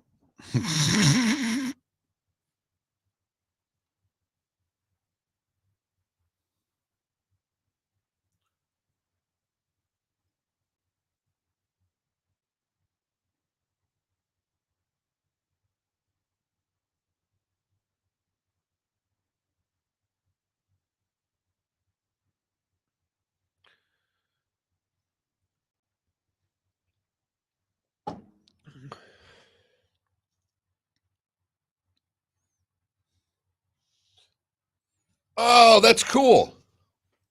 They got the kid down to the dugout to get the picture with Aaron Judge. Yeah, I know. He cried again. Yeah, well. Is this working, Felipe? I'm trying the different code. I think I got it once and he didn't answer. Okay.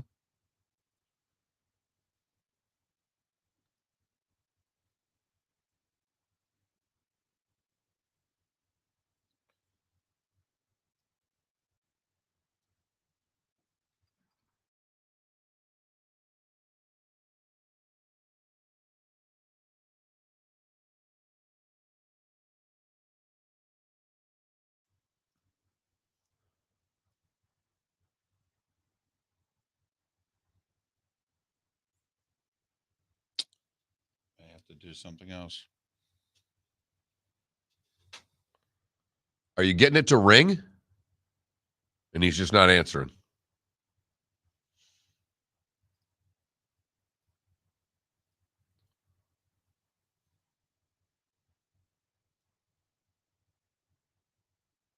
In Charlotte this week for golf? Yeah, Wells Fargo. Yeah, I didn't realize that. I didn't think it was this early. Looks like you got him. Cool. We have two Smiths on the show. We have a Luke Smith and a Keith Smith.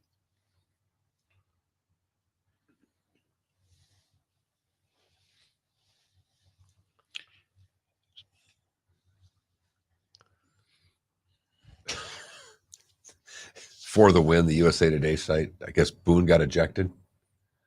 And they've got video shows not sufficient for work or not whatever. And stuff Aaron Boone appeared to say it as ejection. So they've got the video right. I love that.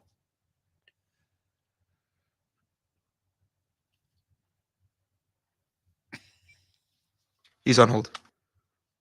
Nice. We could tell. Did you check the phone lines this morning? Yeah.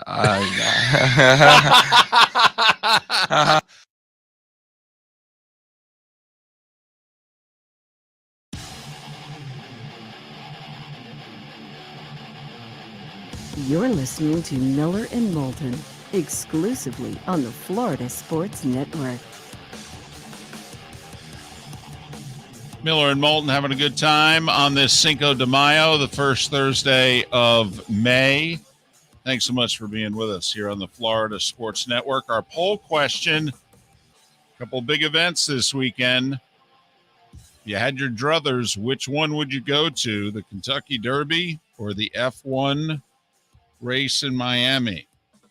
Go to floridasportsnetwork.com and follow us on Twitter and vote accordingly. Luke Smith is at the F1 race in Miami because, well, he covers the F1 for Autosport and the New York Times. You can follow Luke on Twitter at Luke Smith F1. That's Luke Smith F1. Luke, this is David and Mark. Thanks so much for your time. How are you this morning? Morning, guys. Yeah, I'm doing really well, thank you. It's been lovely to be in Miami and see how the city is getting behind the event. It's my first time in Miami as well, but it's been a very warm welcome, I must say. All right, your take on the fake marina. Of all things that made me laugh, the fake water and the fake marina did it. When you see it in person, did it just make you chuckle? Oh, completely, yeah. I actually took a moment to go and walk on water and go down there and actually step on the marina. And, yeah, it's when I saw it in person, I thought this is what all the hype has been about. It's funny. And we spoke to the Tom Garfinkel, who's obviously played a key role in organising the race.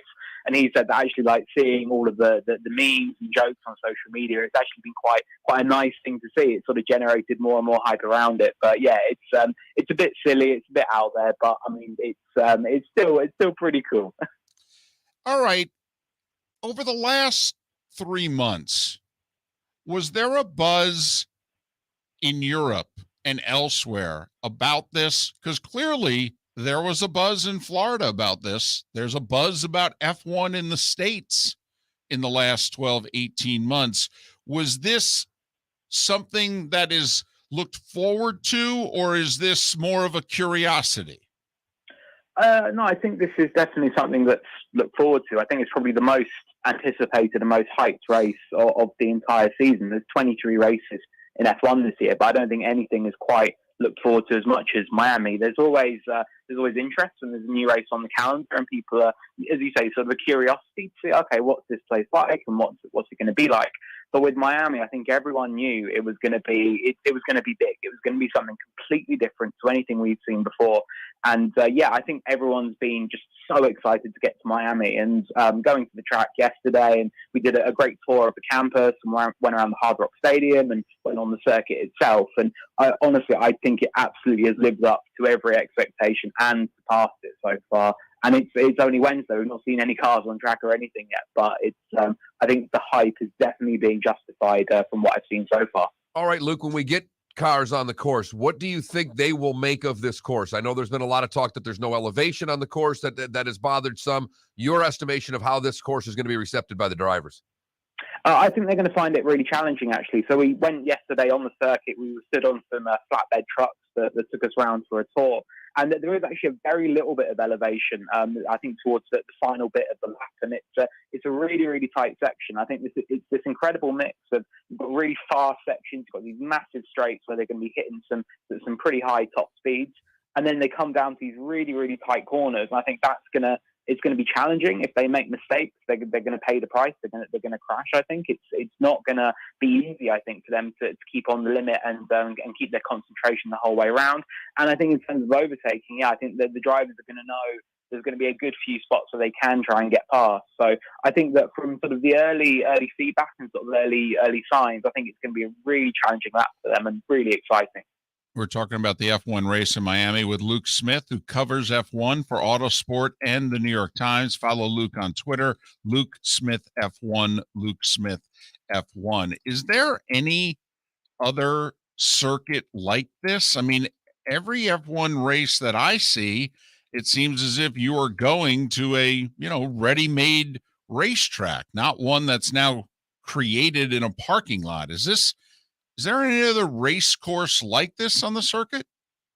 Yeah, there's quite a few that are similar in terms of they're a street track, and it might be something where they have to sort of construct it over a few weeks or a few months and then take it all back down afterwards.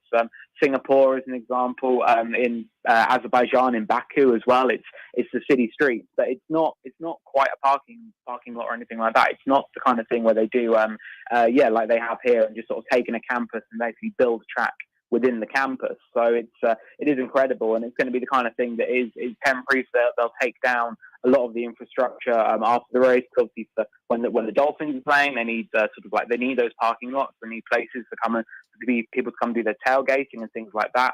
But then there's other bits like the garages, for example. They're going to remain intact, and they'll actually be turned to vendor stands for when you get to the Grand Prix. Sorry, when you get to the NFL season, and when it's not Formula One going on here. But it's definitely something a bit different. I think it is, looking at the track itself, there's shades of other street circuits, other tracks that are quite high speed, but also quite difficult in places. And I think it's a good mix, but it's definitely got its own character.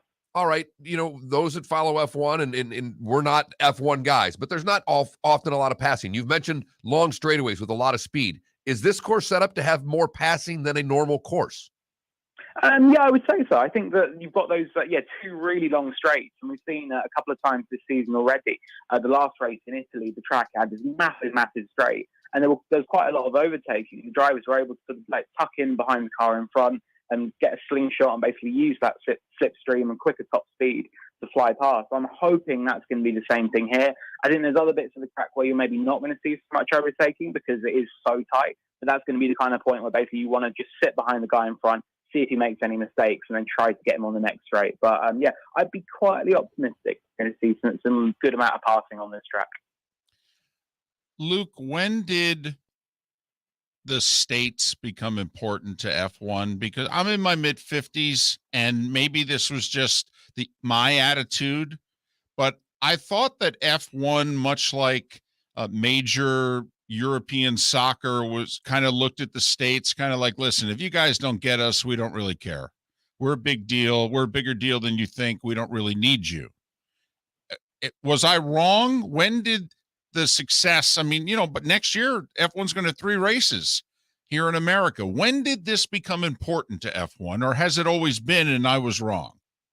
Well, I wouldn't say you were wrong. I think it's always been something F1 has wanted, but it's been so difficult for them to get it right. And I think the races we've seen in the past, they maybe weren't quite run in the most brilliant way, like in terms of sort of the fan experience and just like setting everything up. And they raced at Indianapolis from 2000 to 2007, and even that it was very much like F1 were kind of it just didn't really fit well. But then I think since Liberty Media took over F1 in 2017, they're an American company, and they came in and basically said, look, we get American sports. You guys are very European in your way of thinking, so let's maybe try and just sort of put some American input into it. The way you guys do sports it's incredible. And I think that has put an extra sort of spotlight on the US.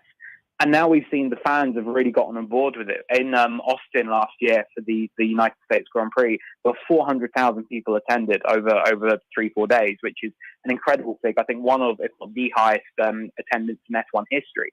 And I think that showed just how much has changed for F1 in the US, that we can get to the point where next year we do have 3 races. So I think since sort of 2017, that's been a big focus for the US, but also Netflix. The Drive to Survive docuseries, which I can't recommend highly enough. It's absolutely fantastic to show what our amazing sport is like.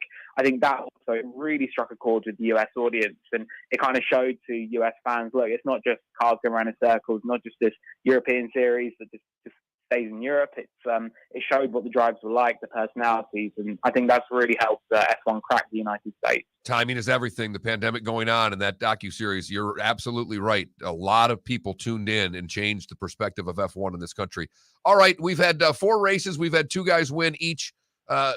Each have 2 wins. Will we have a new winner in Miami this week? Well, I'm not sure. I think that we've seen Max Verstappen and Charles Leclerc. It's 2-2 so far this season. I think that they're currently a step ahead of everyone else. Red Bull and Ferrari, their teams have been really, really neck and neck. It's been very close between them. I think that's probably going to continue this weekend. But I think there's a few guys lurking behind who, if anything were to happen, they want to get in the fight. Sergio Perez, he's from Mexico. Obviously, this is a really important race to him with such a strong Latin American community. So I think he's going to be really hoping to do well here. Carlos Sainz, he's a Spanish driver. He races for Ferrari as well. He's going to want to be in the mix. And I think Mercedes, they've had such a bad start to this season, but they're going to want to try and fight back as well. I would imagine it's going to be Leclerc versus Verstappen again, but we'll see. It's a new track, and often new tracks do bring up some surprises. You didn't mention Lewis Hamilton.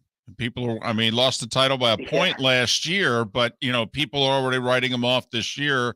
I'm not going to pretend to know more than I do, but, what's the deal? It's down to his car, basically. It's just that Mercedes, the car they built this year, it's not working as they want it to be. It's not as quick as what Ferrari and Red Bull have made for this year. And it's kind of one of these things where the driver and their ability, it can make up for a certain amount of that sort of pace difference. And Lewis Hamilton, he's one of the greatest of all time, 7 world titles, but even he just can't quite get enough out of this car yet to get into that fight at the front. So it's a kind of thing that Mercedes, they're working on. They're trying to design new parts that will try and fix some of the issues and give the car more pace and make it quicker. But it's going to be a big challenge for them. So I don't think Lewis is going to be in that lead fight this weekend, but I think if anyone can turn it around, it would be him. Luke, we really appreciate you making time for us, particularly at this hour. Enjoy your weekend, your first trip to Miami, and hopefully, I guess they're calling for about 40 to 50% chance of rain now. That was not the forecast last night, but I guess this morning they've amended it. Hopefully it stays dry. Wonderful. Thank you very much, guys. Luke Smith covers F1 for Autosport, the New York Times. You can follow him on Twitter at Luke Smith F1, Luke Smith F1. I checked 7 o'clock last night. There was no rain till Thursday in Miami. And now all of a sudden this morning, there's no rain till Thursday, except for a 40% chance in Miami on Sunday. That would suck. That really would. I'm just impressed that we were able to get him on the line and have a somewhat intelligent discussion and fool him for all the minutes that we fooled him. Credit to Felipe, because Luke's staying at a bed and breakfast there, and that was on his international line. So we had to dial out. We had to get a hold of him. And we get to bill these guys for the phone call. That's a win-win-win right there. Somehow we'll pay for that, I have a feeling. What don't we pay for? Miller and Moulton. Pat Kirwan will join us coming up in 10 minutes. So we got NFL, Derby, Association, all coming up with guests next hour. Busy hour in the 8 o'clock hour for Miller and Moulton. Vote on our poll question today. After that, I don't know how more F1 love we could give you, but if you only could attend one race this weekend, which would it be? F1 in Miami, the Kentucky Derby. Right now, the Derby getting about 2 of every 3 votes. Okay. All right. And that was about how we ended up yesterday with our vote as far as which hockey team down 0-1, the Panthers ended up getting about 55% of the vote. As to which team's in more trouble? Right. Right. I said the Lightning. Derby's on Sunday, right? Saturday. Saturday. Mm. First, First Saturday Saturday in in May. Always. Correct. That's why they call it. It's on the first Saturday in May. See, that's how we do it. You know, it's the latest it could be Right. this year Mother- because it's May 7th. Mother's Day is always on a Sunday, so it's Father's Day. You It's- know, which It's typically on NBC, yes? now it is. Now it is. I believe this year the Belmont's going to be on Fox. And Fox somehow won the bidding for the Belmont. So NBC, which had the Triple Crown here for a few years, and now I think they have just the first two legs of it, and Fox is the Belmont. Awkward. I remember calling Joe Buck, and of course he was still at Fox then, and I thought he was going to be for the rest of his days. And I said, "Hey, what do you know about horse racing?" He's like, "What are you talking about?" I go, "You guys just got the Belmont," and he was like, "Oh, I'm not going to be doing that." I go, "Joe, I don't know if you've paid attention over the last 20 years, but if Fox has an event, you do it." He's like, "You know anything about horse racing?" And I go, "No, but I got a guy for you." So when he went to ABC, I texted him and I go, "Hell with the Rays. At least you got out of the Belmont." Probably need to text him right now and give us his Cinco de Mayo tequila selections. Damn, Joe Buck doing horse racing, though, that would be something. He would have been hosting. He would have been doing Right, the race. he He would have would- just been right. hosting the Ah, because they go to a horse racing announcer for horse racing. But like it was a huge adjustment for Costas. You know, he was the voice of NBC, and when they started getting horse racing, he took it away from ABC. I mean, he said it was hard. He goes, "I had never done something where I wasn't really good at it and really knowledgeable at it. Now we got to fill 3 hours. We got a 2-minute race. What do I know about horse racing?" And that is, it's all Phil. Right. The good news is it's not a lot of horse racing for those 3 hours.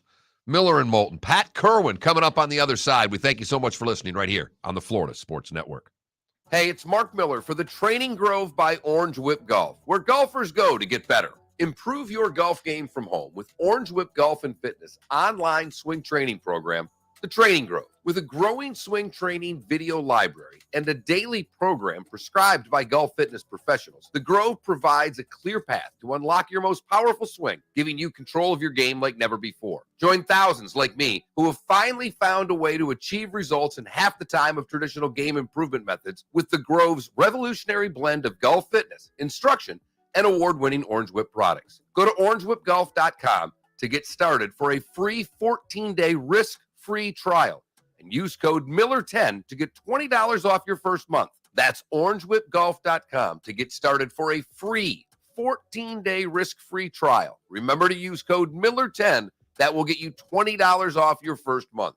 The Training Grove by Orange Whip Golf, where golfers go to get better. Bring your big mouth to John Smith Subs and indulge in their overstuffed subs with the freshest quality ingredients. Enjoy our famous steak bomb with perfectly grilled marinated sirloin steak topped with provolone cheese, grilled onions, peppers, mushrooms, crispy bacon, juicy tomatoes, and creamy mayo.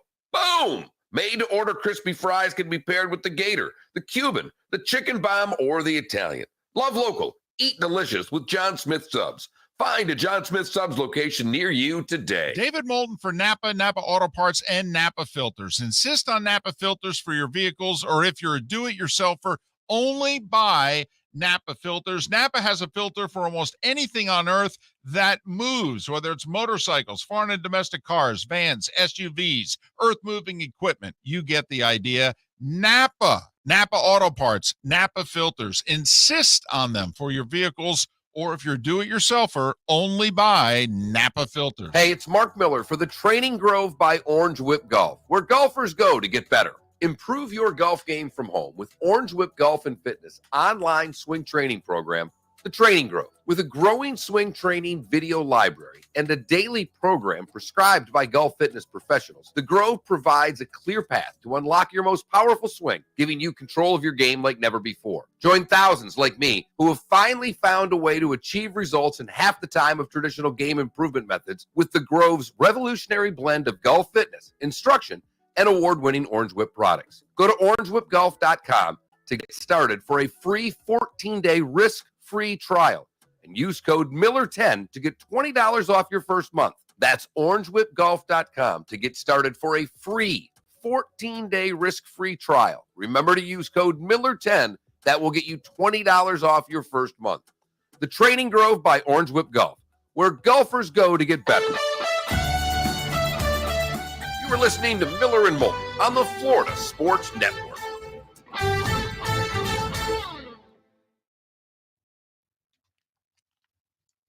So after the interview, I get back on the phone with Luke, and I'm like, "Thanks, Luke. Enjoy Miami." And he's like, "Yeah, anytime. Cheers, mate." Hit me with the cheers, mate. And I was like, I don't know what the Pirate player did there. Did you see that? No. Hard shot up the middle. The Tigers' second baseman goes into the outfield behind second base, stabs it, and it looked like it was a DH because the guy couldn't run for shit. Throws him out. And as the guy's running to first, you see him give the point to the second baseman. I don't know if it's a point good play or a point, fucker, you just robbed me of a hit. Right. I wanted to talk about it on the baseball hour, but that last out by Vladdy was sick. I got to admit, I thought he made it look a lot more dramatic than it was. I mean, it was a one hopper. Oh, I know. And he had, I you know, I mean, he's a pretty big This goal dude. is stupid, I know. By the way, this goal is just flat out dumb. Look at this. Watch this. You didn't even just. Little hands right there. I have never shot a hockey puck on ice with a stick. I'm not surprised. I need to do that one day. I need to see what that. Oh, feels. nice. I need to know what that feels like. That's a great play by the center fielder because someone was telling him to go back. I mean, one of those guys is yelling, "Get it to first." You know what I mean? Center fielder That's a coming that's in, a, yelled them first. Oh, Chicago series. You see the other night the guy that was blowing a bubble while he made the catch. I did not. That was a couple days ago.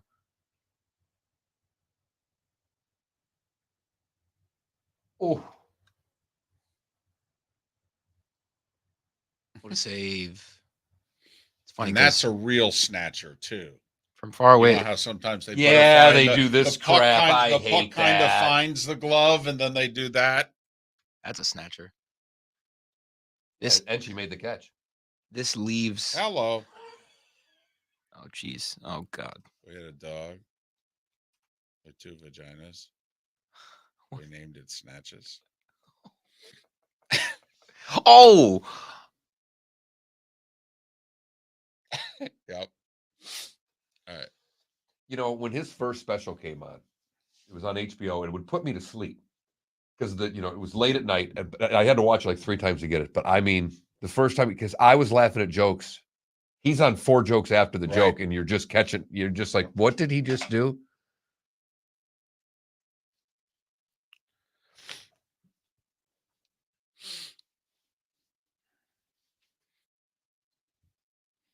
So the Mets Yankees. It's called the Subway Series. What's the Cubs Sox series called? Don't know. I mean, it could also be a Subway Series. It would be an L series because they call it the L in Chicago. The L series. But it would be the North Siders against the South Siders, more than True. likely. Yeah, that's what it boils down to.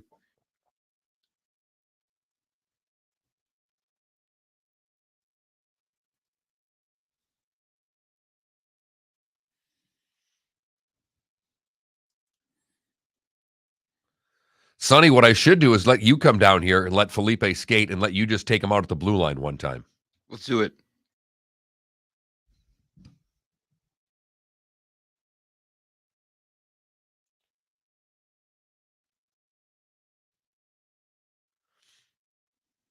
Thank you, Super Joe. Thank you.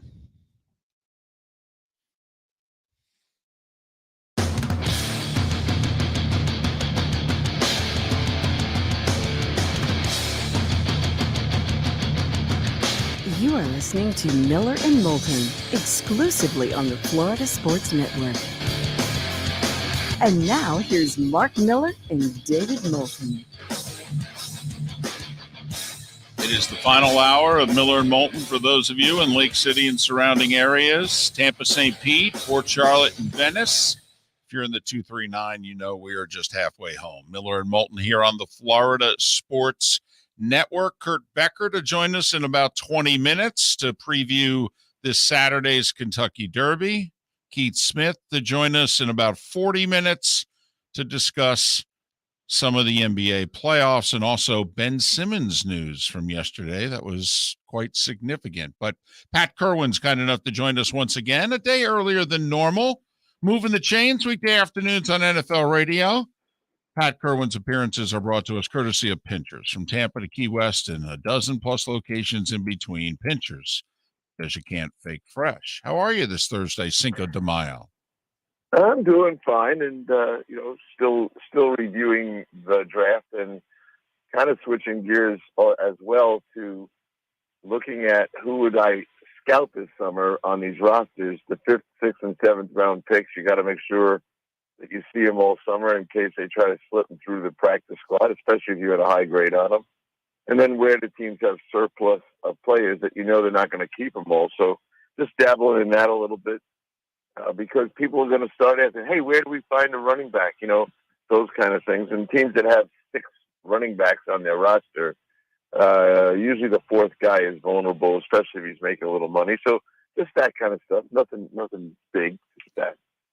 Also, I would imagine this is where, with finding these, whether holes in the roster or extra in the roster, is trying to figure out where the rest of these free agents are going to go. Correct, Pat? Yeah, and some of them still have leverage.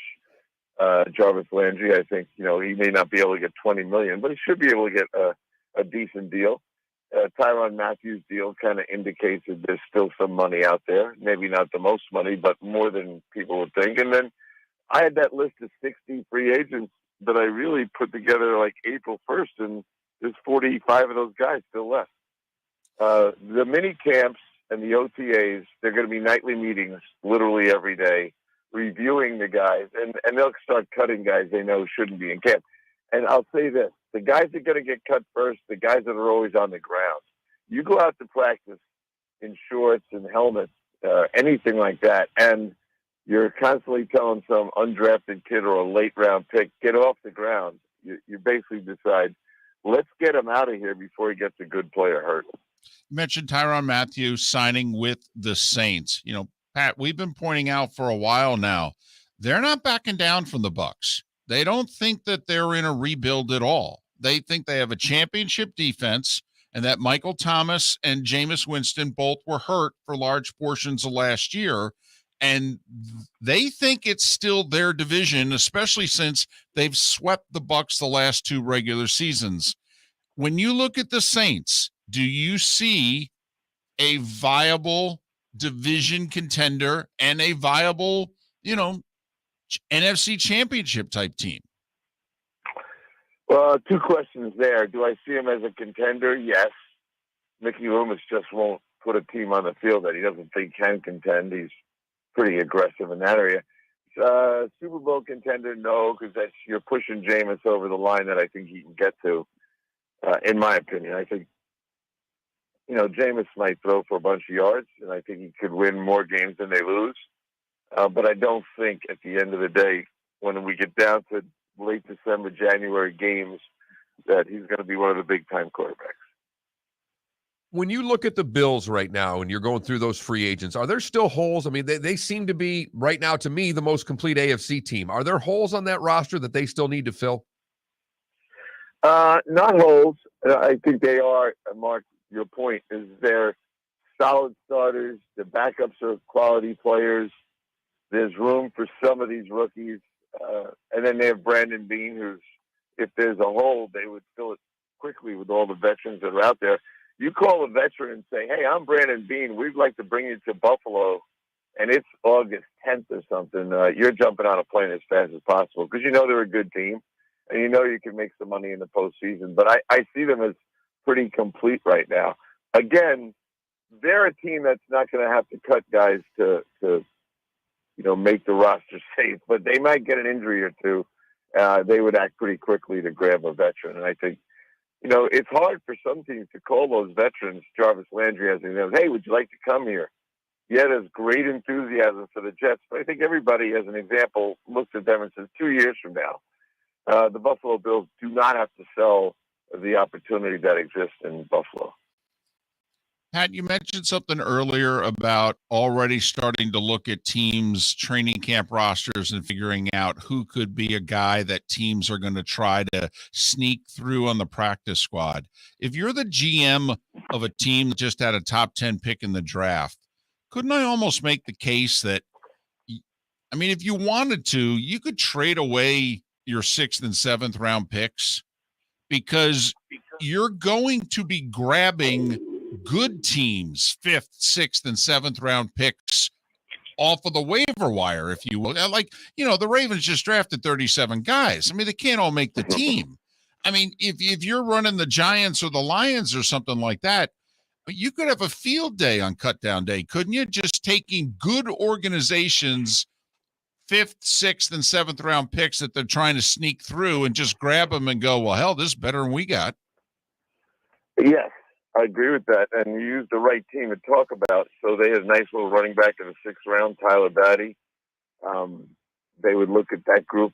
If their good running backs are all healthy again, they're going to think they're trying to slip Tyler through. You might have a grade on him that had a 5th round grade or a 4th round grade, and you didn't get a chance to take a running back, and now you have a college free agent guy, and you see them trying to slip Tyler Batty through. You'd claim him pretty quickly. They did bring 2 tight ends in. I think they're going to keep both Kolar and Isaiah Likely. But you then look at the roster and say, wait a second here. Look at their roster. There's a veteran tight end that may not make it now. So Nick Boyle, I think, and I like Nick Boyle, but if you think they're going to keep the 2 4th rounders, which I believe they would, plus they've got Andrews, you start thinking maybe Nick Boyle is tradable, maybe Nick Boyle is going to get waived, those kind of things. So, you're not in the business of predicting it. You're just in the business of preparing for it. And you might, if you're friends with some of these GMs, like when I had close friends, I'd call and say, hey, we're going to watch Nick Boyle all summer. Is that a waste of my time? Are you thinking he's on the bubble? And he might say, well, I can tell you if he's on the bubble if you tell me who's on your bubble. So you'll end up trading that kind of stuff. And, Pat, it seems that obviously we're getting more of this because it's a whole new group of GMs that have come in. It's a younger group. They're more willing to trade. They're more willing to take gambles. We are entering a new era with the general managers, aren't we? Well, I think there's some history of trading anyway, but the point I'll make is at the end of the draft, 262 picks, how many teams that were in the original spot were no longer in that spot when the choice came? It was 96, might have been 98, but just under 100 teams were not in that spot when it was time to make the pick. So to your point, Mark, guys are moving around a bunch, but I think it says a lot too about this draft. As much as it says young GMs are ambitious, I know some young GMs that are scared to death to trade, and they feel like if it's their first wave of trading, now the media in their town's critiquing them, and the owner might be bringing them in going, a lot of people thought Minnesota, Detroit, right? They had a big trade in division. And if you look at the trade chart, Minnesota was short about 230 points. That doesn't mean you have to live by the chart, but already people are calling my show going, hey, Minnesota, they got the short end of that deal. Well, that's a young GM. You'll start to respond to those kind of pressures. And so it does change. But 96 to 98 different teams had different spots among the 262. I think it says this, Mark, more than anything. The draft boards were certainly all different in all 32 towns. I always call them fingerprints. But it just tells you people had a particular player they wanted, and they were going to move 2 or 3 spots or 4 spots or 5 spots to get the guy they wanted because the draft was full of guys that were particularly interesting to certain teams and not others. Pat, in our remaining moments here, the Eagles, they did a lot this offseason. They finished 3 games behind the Cowboys. The Cowboys swept them last year. How close do you think Philly has gotten to Dallas in the NFC East? Again, they're a team. Like, I'm cheering for Jalen Hurts. It's hard not to like the guy. We all kind of like Jalen. He kind of has a great story, and he had to leave Alabama, and the rest was history at Oklahoma. And really, did he get the job in Philly because he was great, or because they didn't like Carson Wentz? And so this is the moment of truth for him. They fortified the roster, and he's got a lot of pressure on him. Philly will turn on you in a minute. I think you guys know that. That he's your favorite son right now, but that kind of pressure, I found it very interesting that they fired an awful lot of personnel people yesterday and the day before. Pat, with Miami, how close are they to Buffalo, and how far away do you think they escaped from New England, or have they not at all? I don't think you ever escape from New England. Everyone likes to criticize that draft Chattanooga guy, and he wasn't particularly good. We had Paul Alexander on yesterday. I had Paul with, and I brought him to the Senior Bowl to study the linemen, and Strange was there. And Paul is pretty conservative in his comments. He did not think he was a first-round pick. He said, I think the guy doesn't even have a first-round body. So a lot of people are down on New England. But the rest of their draft was fairly predictable. I think the biggest mistake everyone in the AFC East makes every year is that they think they're finally passing New England.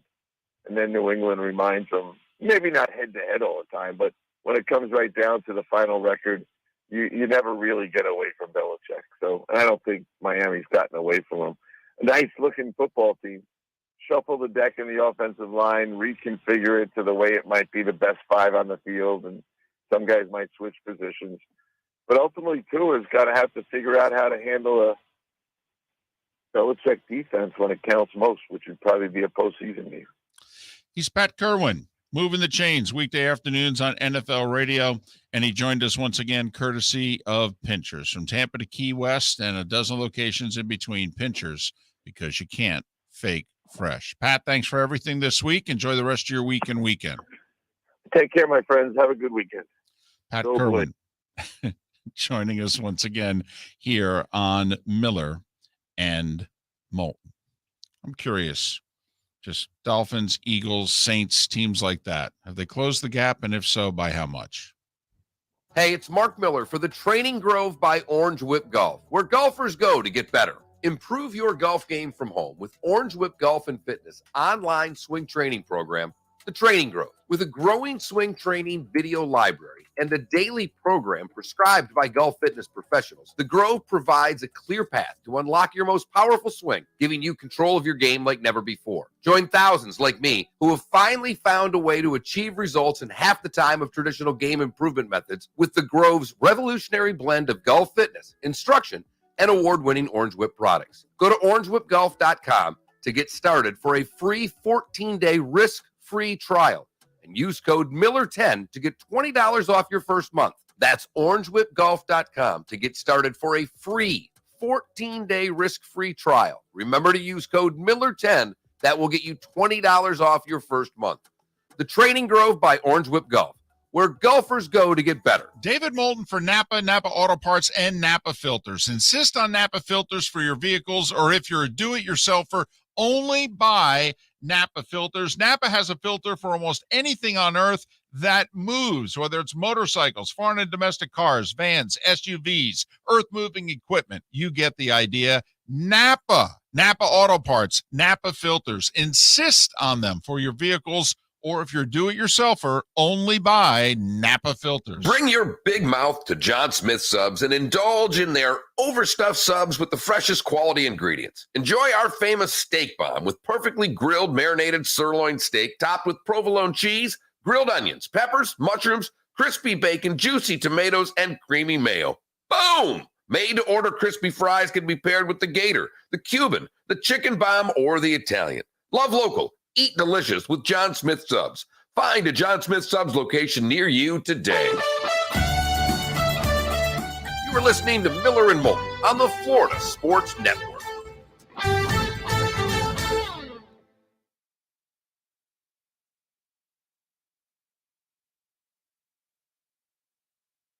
He's easily going to have the most wins. Easily. They play at A&M. They'll lose that, but they'll be 3-1. Home for North Carolina should be North Carolina. At Virginia, don't blow it this year. I am pissed. We're apparently, because it's Miami at A&M. Right. Penn State at Auburn. You're doing Penn State at Auburn. And Georgia at South Carolina. And you're doing Penn State Auburn. You said we're that. doing Penn State Auburn. I lobbied for Miami at A&M. Well, the last game I lobbied for was Penn State at Auburn. But I said we should open with Georgia, South Carolina. They're the defending national champs, and South Carolina's got Rattler at quarterback. Yeah. Georgia lost half their team. But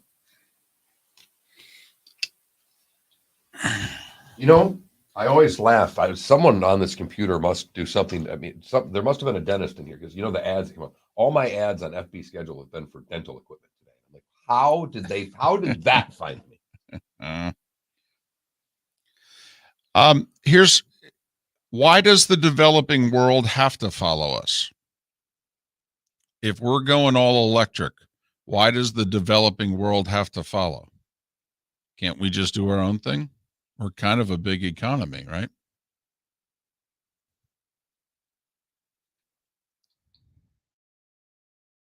I'm just asking. Talking about electric cars. Well, and just, yeah. This weekend, I Ubered home in a Tesla, and we got like the whole ride. The guy was just telling me about the car. You save so much money. Yeah, but you're in paying gas. $20,000 to $30,000 more for the vehicle. When do you? And I'm being serious here. Like you're saying, it costs a lot. It does. Electric cars are incredibly expensive. Mhm. So, at what point? How much gas do you have to buy to the point where your electric bill is going to go up because you're charging it at your house? I'm trying to figure. They got to get the cost similar. But I think what the guy was trying to tell me was that there are less things that you need to service in that kind of car as opposed to a gas. Like there's no brake fluids. It's all something. So they're trying to make the argument that there's also going to be far less maintenance on the car. Right. Okay. We'll see. Yeah, yet they say that, yet the maintenance within the software is a lot. Yeah, the guy was telling me the whole time it's a phone on wheels. It's a smartphone on wheels.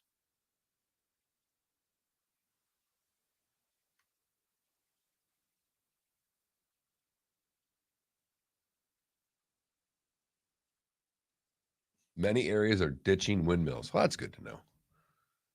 Why? Birds? No, he just says they never generate energy. The energy that. Thank you, Johnny Mac.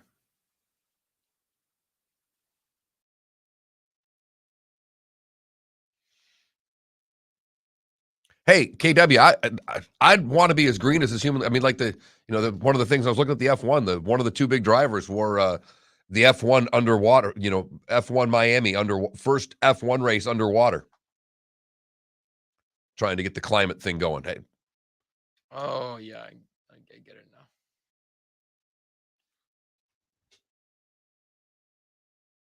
Zandon and Epicenter are our two favorites, right?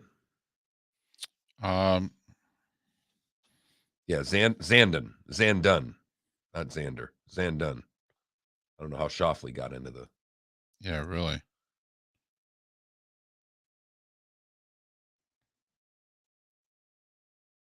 When the inevitable Category 6 hurricane barrels through Miami and is catastrophic, I'll be there to tell the tale. Who's on your guy? That's what I want to find out. John Velasquez. Okay. 3-time Derby winner running your Messier. Oh, I know. I just don't know. Supposedly, his whatever they call it there doesn't I don't think has ever done a mile and a quarter. Come back.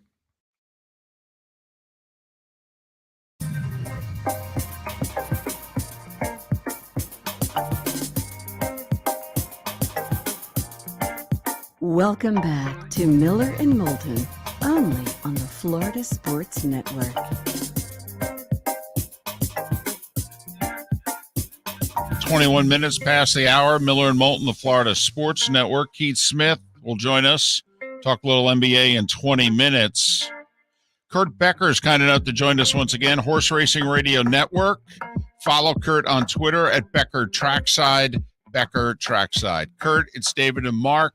Hope you've been well. How are you? All is well. It's good to be back on the show again, gentlemen. It's good to catch up and talk a little racing. Is this full field, 20 horses? Good field? Below average? Really good field? What do you think? It's really difficult to say. I'm a person that believes it's tough to say how a 3-year-old crop really ranks until later in the year when we see who gets through the summer and who's still around at the end of the year. I will say this. My instinct is that this is a good crop. I think you could legitimately make a comparison to maybe 2007. It might be the best crop in 15 years, at least as of this day. That's my take on it. You think back in 07, you had Street Sense, you had Hard Spun, you had Kirwan, and I think that this history might look at this crop the same way. Well, that's a fantastic preview for the race when you're talking, there's been a lot of times in the last couple of years. Yeah, there are upsets, Kurt, but we've always had, a couple of horses to choose from. How many different potential winners do you see in this Derby field? This is a field where when I sit down and take a look, I can make a case. I'll bet you I could make a legitimate case for probably 7 or 8 horses at least in this 20-horse field that would have a legitimate shot to win. I think that you've got a combination of horses that can sit off the pace and can make an impact. You've got horses that I think for the first time in a while, you've got a horse or two that are capable of coming from off the pace and actually getting there and winning the race. So we've not seen that in a long time, guys. We've gone through several years where it's almost gotten bland and predictable that a horse who breaks on or near the lead stays there, goes all the way and wins the race, and the horses that come from off the pace just don't get there. I think this year could be different. I believe some of those late closers could have a shot to actually make an impact. All right, 2 horses that opened at below 5-1. Bluegrass winner Zandon was the 3-1 favorite. Louisiana Derby winner Epicenter was 7-2. Do you agree with that? Do you think that they are the 2 best horses in the field? I think they are. If I had to pinpoint maybe something that is at least a minor surprise, I've told anybody that asked me over the last couple of weeks, well, who's going to be the favorite for the Derby? I've generally said Epicenter because he's been consistent. He's won 4 out of 6. He lost by a head in the Lecomte at Fairgrounds this year, came back, won the Risen Star, and then really looked good in winning the Louisiana Derby. So when Chad Brown's colt was made the morning line favorite, Zandon, I was surprised about that because if nothing else, Epicenter has won a couple of stakes, and you look at Zandon, who looked great in Keeneland, winning the Bluegrass, but he's only got 1 stakes win, and I think if you're looking for a vulnerability with him, maybe that's it. Although he did take a big step forward in that most recent start. Zandon, the 10-post mark, and Epicenter, the 3-hole. And Kurt, White Abario at 15 is the lowest odds, but it looked like not only do we have a field with a lot of contenders, but none of the contenders drew anything really far outside that puts them in a hole. I don't know if White Abario can do anything from the 15, but looking at 16 through 20, these aren't horses that are considered horses that can win the race. So not only do we have a good race, but it seems that the good horses got pretty good draws as well. I don't think there was any real significant impact from the draw. I totally agree with that.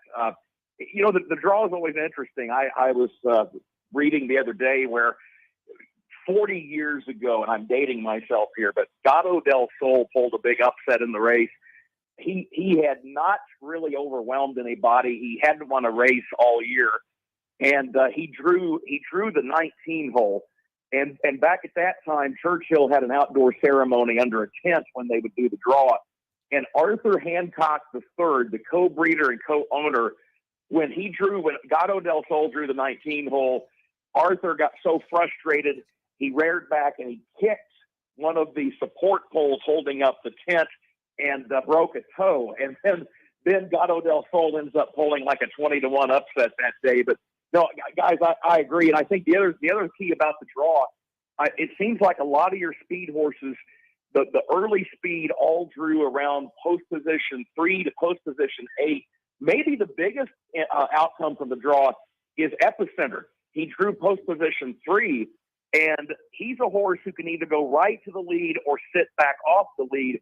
And I think part of the conventional wisdom is jockey Joel Rosario, he might not have any choice drawing down toward the inside. That might have made up his mind for him. He might just have to pull the trigger right out of the gate and maybe take Epicenter right to the front and try to go all the way. Kurt Becker, Horse Racing Radio Network. Follow him on Twitter at Becker Trackside. All right, I'm a huge New York Rangers fan. Mark Messier delivered the Rangers the Stanley Cup. Messier is in the field with John Velasquez, who's won the Derby 3 times. 8-1 odds. I'm told this horse has never run this distance. Kurt, what are Messier's chances? I think Messier's got a good chance for a couple of reasons. Number one, you just touched on it. John Velasquez is the jockey. I mean, John's a guy that he's won 2 editions of the Derby, and he was first across the wire with Medina Spirit last year, who, as we all know, that's turned into quite a mess since then. But John still has, as of now, he's got 2 Derby wins that still stand up to his credit. And Messier's by Empire Maker. I mean, Empire Makers, they can run all day. They love a distance of ground. There are people who are criticizing the horse because he's only 1 for 3 going around 2 turns. But I keep saying, go back and look at his breeding. He's bred to go a distance of ground. I think the stat is a little bit deceiving that he's lost 2 out of 3 going around 2 turns, if only because I believe 2 of those losses came at Los Alamitos, and that is a track that horse just really did not like. He did not take to it. And you've got him and you've got Taba, that both had been trained by Bob Baffert. Now they have both been moved to the barn of his former assistant, Tim Yakteen. So many people are so high on Taba, the Santa Anita Derby winner who beat Messier. My concern about Taba, this is only going to be his 3rd career start. The horse is probably going to be overbet. And guys, how often do we see it? When you get 2 horses coming out of California, both from the same barn, so many people get hung up on one and they ignore the other all week. I think Messier is a dangerous horse because so many people they dismissed him because Taba beat him in the Santa Anita Derby. And Taba, ridden by Mike Smith in the Derby, and we know his success there. All right, Kurt, who do you like in the Derby, and how do you see this race shaping up? I think there will be a lot of speed in the race, and I think for the first time in probably 9 years, you have to go all the way back to Orb to find a horse back in 2013 that came from well off the pace to win it. I think we're going to see that this year, and what that means for me, I think the 2 horses that are going to be running late are going to be Zandon and Mo Donegal, the Wood Memorial winner. So, what I really like, I'm putting Zandon on top. Yeah, I'm a bit of a homer here. He came out of the Keeneland race meet where I work in Kentucky.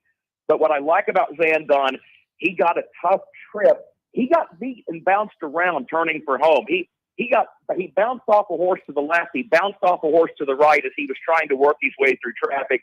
And what I like is it never knocked him off stride. He never lost focus, and he's been training lights out. He seems to love the Churchill surface. So I'm putting Zandon on top, and I'm going to say that Mo Donegal follows him down the stretch and picks up the place, and I think Messier finishes 3rd.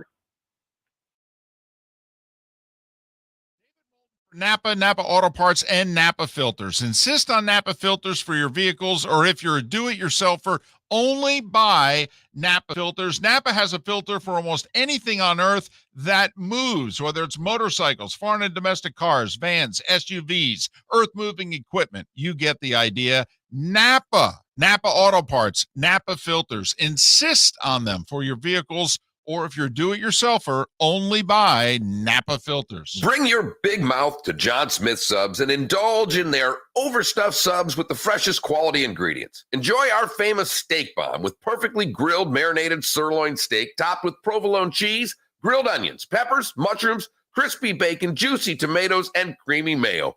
Boom! Made-to-order crispy fries can be paired with the Gator, the Cuban, the chicken bomb, or the Italian. Love local. Eat delicious with John Smith Subs. Find a John Smith Subs location near you today. Hey, it's Mark Miller for the Training Grove by Orange Whip Golf, where golfers go to get better. Improve your golf game from home with Orange Whip Golf and Fitness online swing training program, The Training Grove. With a growing swing training video library and a daily program prescribed by golf fitness professionals, The Grove provides a clear path to unlock your most powerful swing, giving you control of your game like never before. Join thousands like me who have finally found a way to achieve results in half the time of traditional game improvement methods with The Grove's revolutionary blend of golf fitness, instruction, and award-winning Orange Whip products. Go to orangewhipgolf.com to get started for a free 14-day risk-free trial and use code Miller10 to get $20 off your first month. That's orangewhipgolf.com to get started for a free 14-day risk-free trial. Remember to use code Miller10. That will get you $20 off your first month. The Training Grove by Orange Whip Golf, where golfers go to get better. You are listening to Miller and Moulton on the Florida Sports Network.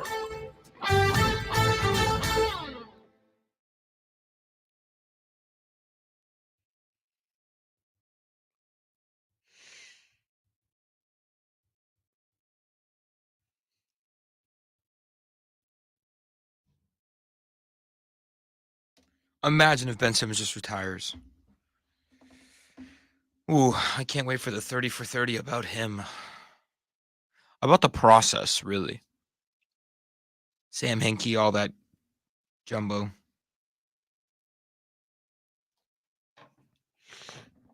Hey, you like the cut?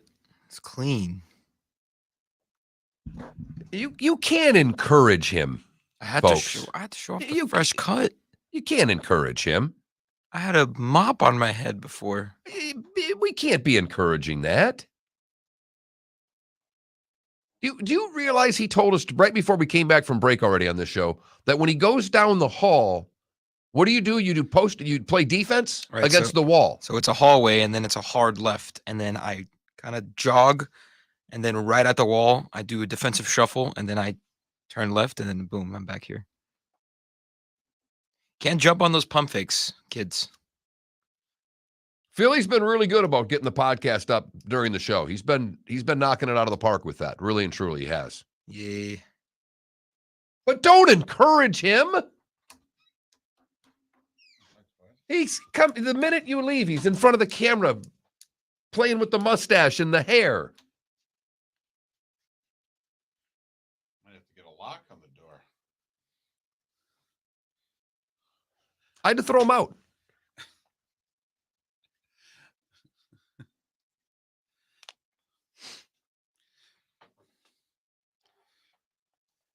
All right, come on, Philly. Show him the defensive stance.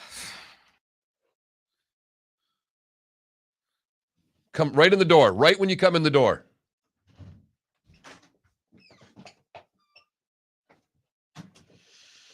This is what we deal with. You better be careful trying to post up Moulton. He'll throw an elbow. He doesn't do basketball, but what he does very violently. You have no idea who I'm talking about, but I will lend Truck Robinson you right out of here. I know Truck Robinson. But good luck. I'll pull a chair on you. Ugly bag of water. I play dirty. What else do you think I have? I'm short, fat, and old. I mean,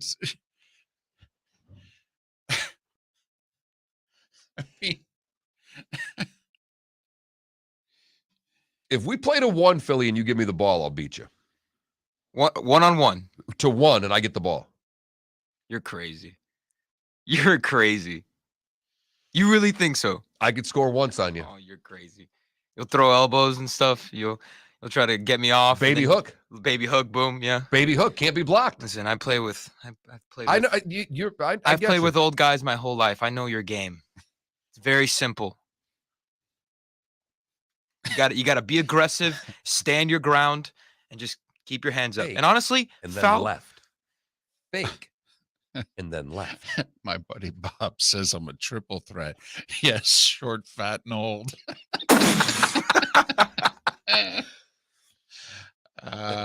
You got me, Bob. You got me.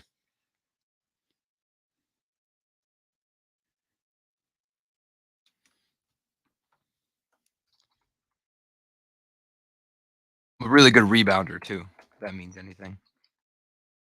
I do the signature mellow. I gotta get the fuck out of Ask here. a question. How tall are you? 5'10". You're not a good rebounder. No, I am a good rebounder.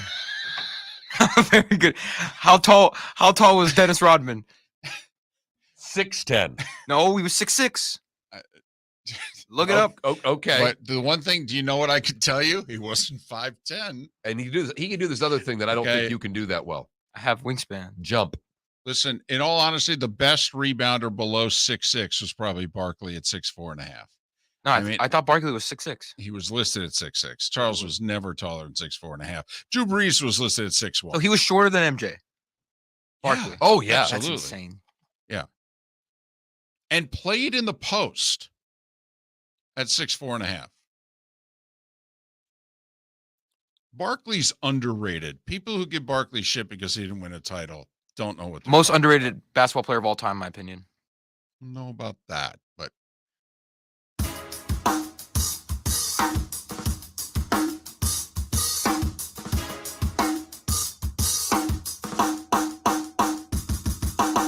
Welcome back to Miller and Moulton, only on the Florida Sports Network.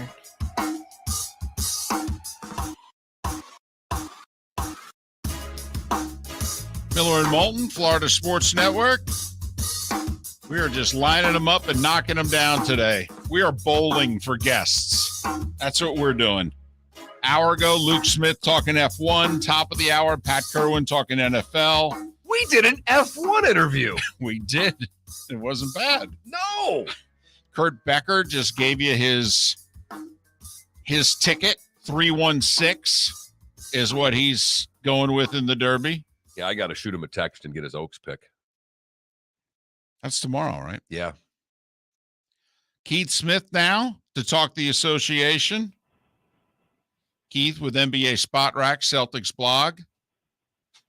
How you doing?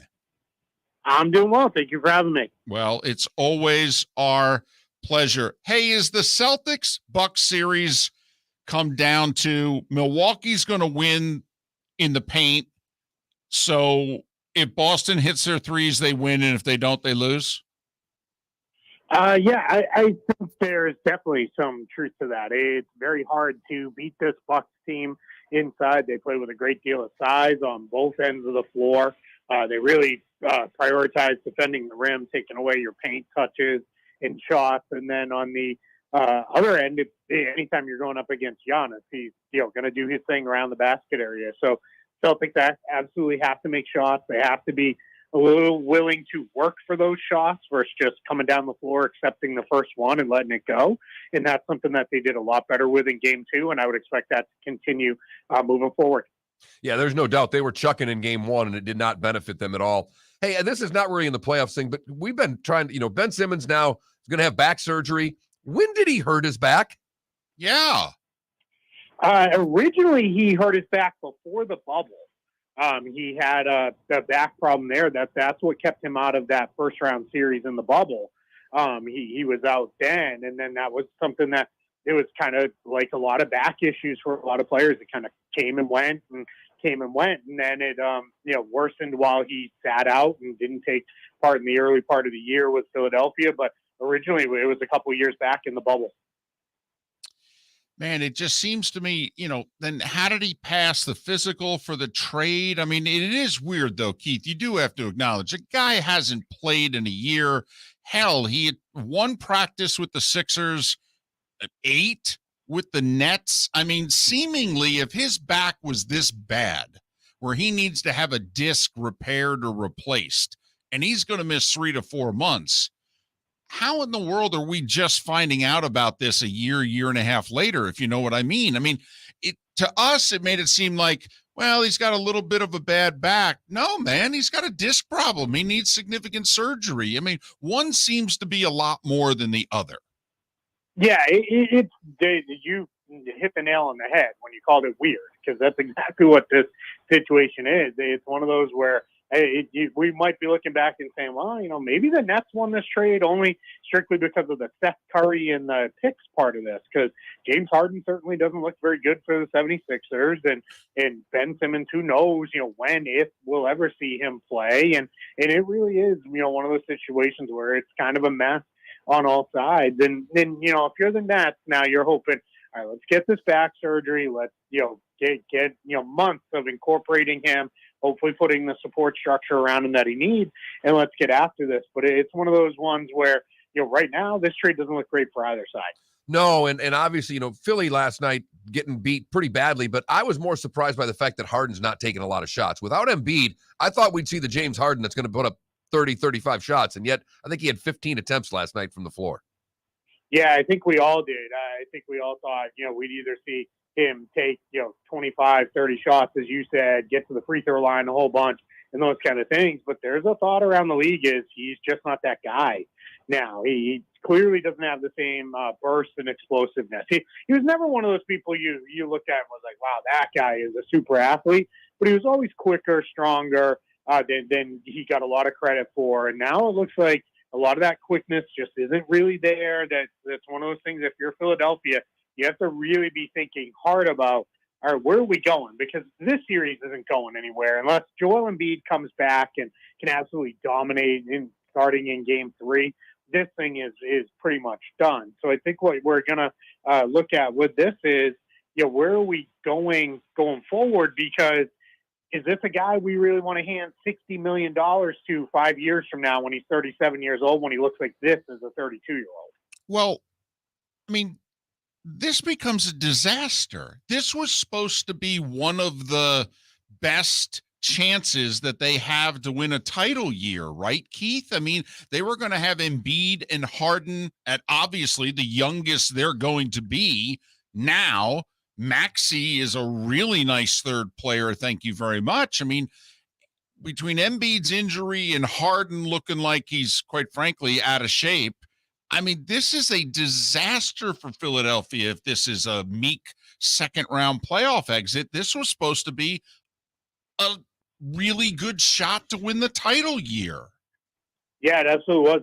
They were one of those teams that when they made, at the time that they made that trade, it was seen as, all right, hey, even if Harden isn't peak James Harden, he's a heck of a lot better than the zero we're getting from Ben Simmons. And then, their big loss in that trade, which is kind of underrated at this point, I think, is they gave up Andre Drummond, who was giving them really solid minutes, 10 to 15 minutes a night, could, up his time up into the 20, 25, 30 range on the nights when Embiid sat. And then they didn't replace him with anything. Paul Millsap doesn't have anything left in the tank, it appears. And that was really, really rough for them. So I think, now they didn't protect themselves properly with a guy who you kind of just feel like something's always coming with Joel Embiid injury-wise. And here we are. And yeah, you're absolutely right. This is one of those missed opportunity years where it feels like if you're Philadelphia, you start looking at, all right, is our window was open for about a half a minute there, and now is it already closed?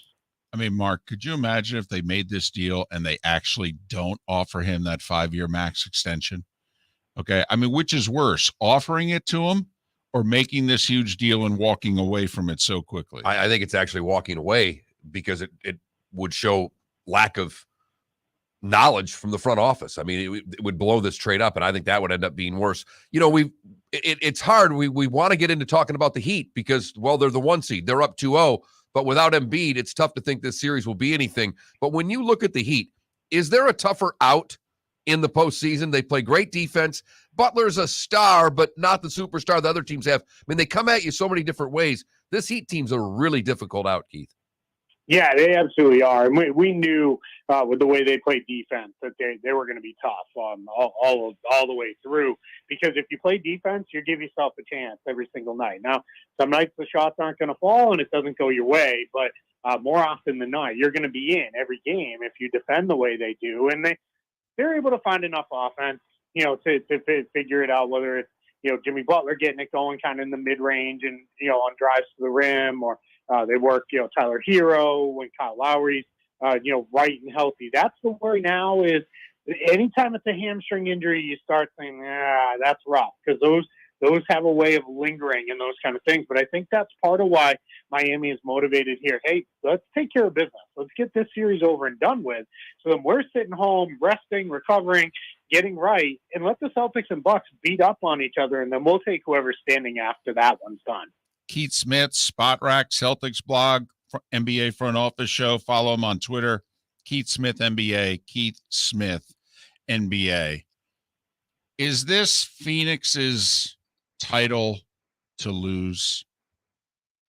That's a good question. It probably, in some sense, I would, of all the teams that remain, I would give them the best odds of winning. They are the most complete team that is left. They really don't have any holes. They're very good defensively. Their offense just can find stuff. I always say with them too, if you don't beat them in the first 43 minutes, you're not going to beat them because you're not going to get them in the final 5 minutes. And what they did last night to Dallas, at one point it was 99-93. And then it was, I believe, the next time I really, focused in on it, it had been like a 22-3 run for Phoenix. And they just put the clamps on Dallas and then pulled away, making shot after shot. And Chris Paul is playing as good as he's ever played, which is, incredible at his age and where he's at in his career, but he's just getting it done night after night. You still play the game at whatever pace he wants it to be played at. So, yeah, Phoenix is going to be really, really tough to get it. It's hard to see a team beating them 4 times in 7 games. What injury out there is the most significant? I mean, Embiid's the most. I would say after Embiid, with Middleton out, now with Peyton getting hurt. There's a lot of injuries in these playoffs. First off, can the Bucks get through the series without Middleton? And is that the biggest injury really out there outside of Embiid? Yeah, I think so. You saw how hard it's been on them offensively in the first 2 games. They really, in some ways, got fortunate that Boston played so poorly offensively in Game 1 because the Celtics turned it over a ton. The Bucks, almost half of their offense came through transition. And then in Game 2, when the Celtics didn't turn it over seemingly every other trip, and then they shut off the Bucks in transition, Milwaukee just couldn't score. And that's been the challenge for them. Chris Middleton Giannis is a whole different thing. He's going to create, by basically he's just going to go right through you like a bulldozer. But Chris Middleton is their best guy when you're late in the clock, you throw him the ball, he's going to get you something good, whether it's a shot by him or he's going to create it for somebody else. Drew Holiday doesn't have that same kind of on-ball creation skills. And when the Celtics said in Game 2, we're going to single cover Giannis, if he beats us, so be it. But we're not going to give him all these open passes and everything we gave up in Game 1, shut down transition. You saw how hard it is for Milwaukee. So that is a series swinging kind of injury, and it's made it really tough on the Bucks. Keith, I think one of the most underrated pieces on the Celtics is Al Horford. Can you talk to me a little bit about how he is able to, him and Robert Williams are able to defend Giannis and Brook Lopez at the same time? Yeah, I think what you have to do with Giannis, the book on him is you want to play off him to invite the jumper. Everybody knows this. But the problem is then all you're doing is creating a lane for him to get up ahead of steam, take 2 dribbles, and then he's on top of the rim already. I think what the Celtics have a little bit different with Horford, with Grant Williams, and then with Robert Williams kind of lurking around on the backside is they're able to play off him, but then meet him when he drives with size.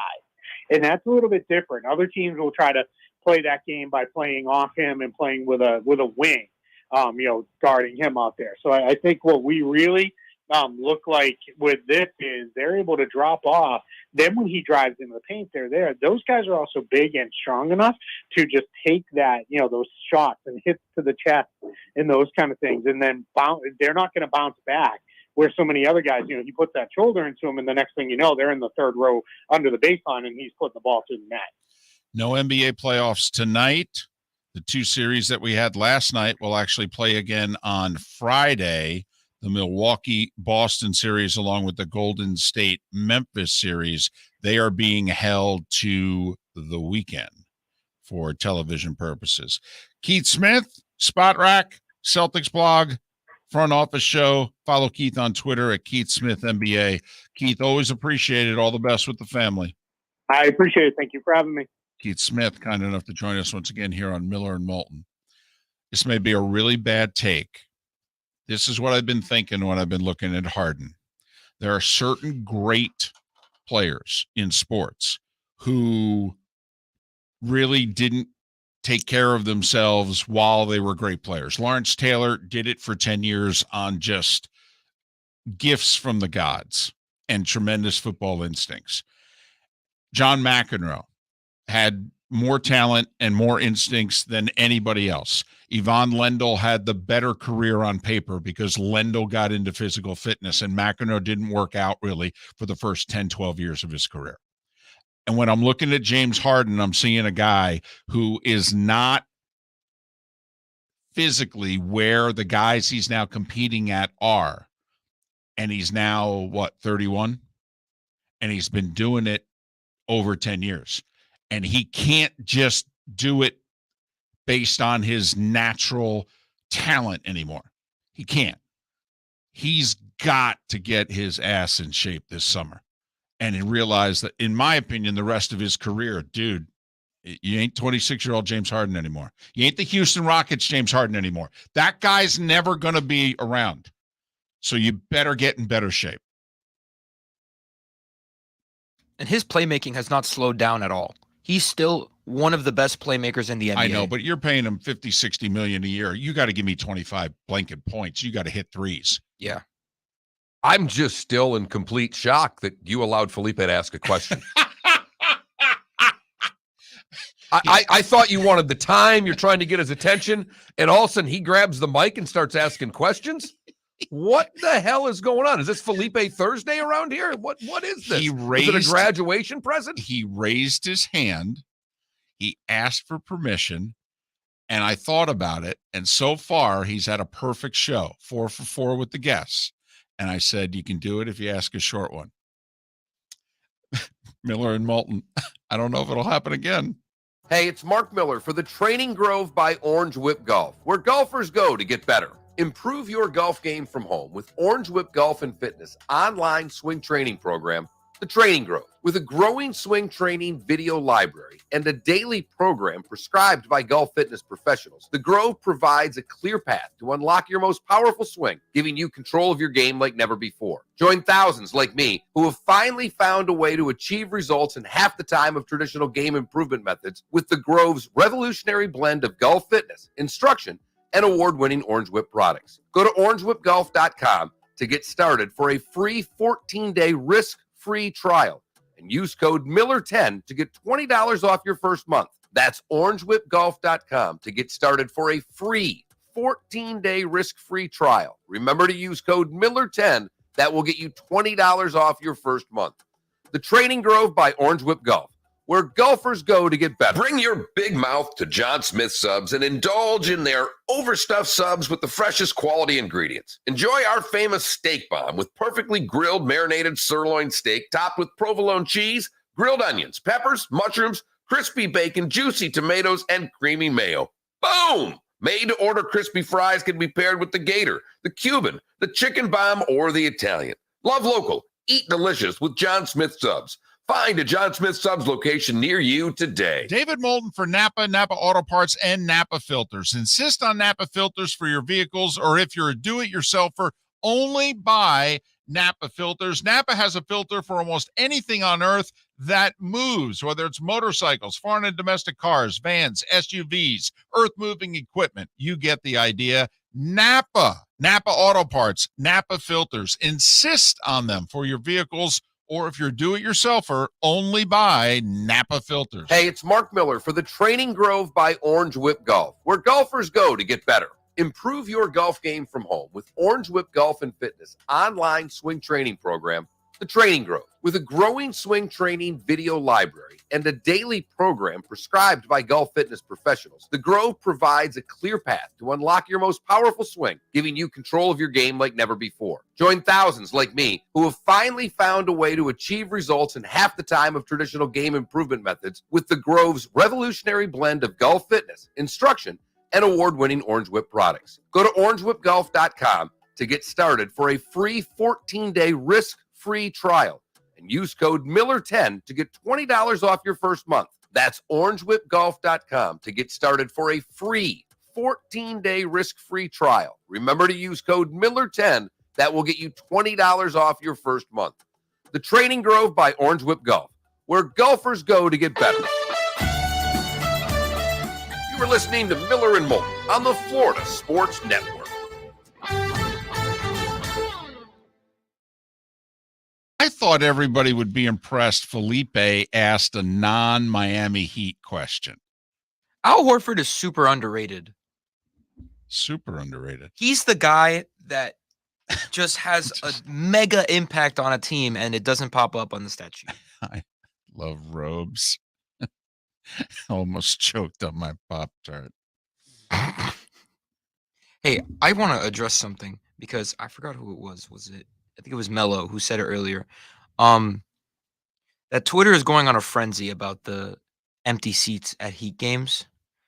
I need everyone to understand that everyone does not arrive to the game until either the Doesn't start matter. of the They're second still quarter. empty in the second half. No, in the second half because everyone's in the club at halftime. I And guess then the everyone- Heat have 400 consecutive sellouts, something ridiculous like that. We have some of the best attendance numbers in the league. No, I know, but it looks. When did you start working for the Heat? Right. I thought you worked for the Florida Sports Network. No, it's just Twitter is going on a frenzy. Where are all the Heat fans? Late. There's not a parking lot outside of the arena. On one side, it's downtown area. On the other side, it's a freaking bay. The ocean. You can't park in the ocean last time I checked. If you bring a boat, you can. Not many people. There's not much parking for boats either. So, yeah, people are late. People are going out of work, and they're also Cuban. So they're late for everything anyways. Watch the mid-third quarter, beginning of the fourth quarter. Then we'll talk.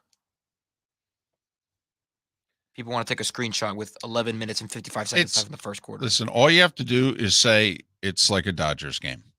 Okay, Chavez Ravine is awful to get to. The Dodgers lead the majors in attendance every year. People are there from the third inning through the bottom of the seventh. Honestly. You been to a game there? Once, not to work, but I was in L.A. With the Fox thing, or was before that? It was before then. It's the biggest baseball stadium, right? I think it is. That and where the Royals play. No. The Royal Stadium's 40,000. It's a small. Kaufman is small. Okay, no, the Dodger Stadium is bigger. Dodgers, I mean, you could put 55,000 in Dodger Stadium. Yeah, 56. Yeah. I just looked it up. It's a big stadium. I mean, they draw 4 million a year. I mean, Dre, the A's hit the over on attendance. Yeah. Was the number? It was 48-38. And by the way, I'm sorry. Now, yes, according to Wikipedia, the Oakland Coliseum is the largest, 56,782. Yeah, it's a football stadium. Bro, I think it's true, but what's second? Dodger Stadium, and it's by less than 1,000, and then Yankee Stadium. So Dodger Stadium is the biggest baseball stadium. Yes, baseball only stadium. Yes. It goes Dodger, Yankee, Coors Field, Chase Field in Phoenix, and T-Mobile Park in Seattle. I believe they have a retractable roof out there. Seattle and Arizona. Yes. My parents just went to Diamondbacks game. They said the stadium was amazing. Wow, that must have been an intimate affair going to a D-backs game. Progressive is the smallest, by the way, in Cleveland, 34,830. I think Marlins Park is also one of the smallest. Marlins and Fenway. Or my bad, Lone Depot Park will come back.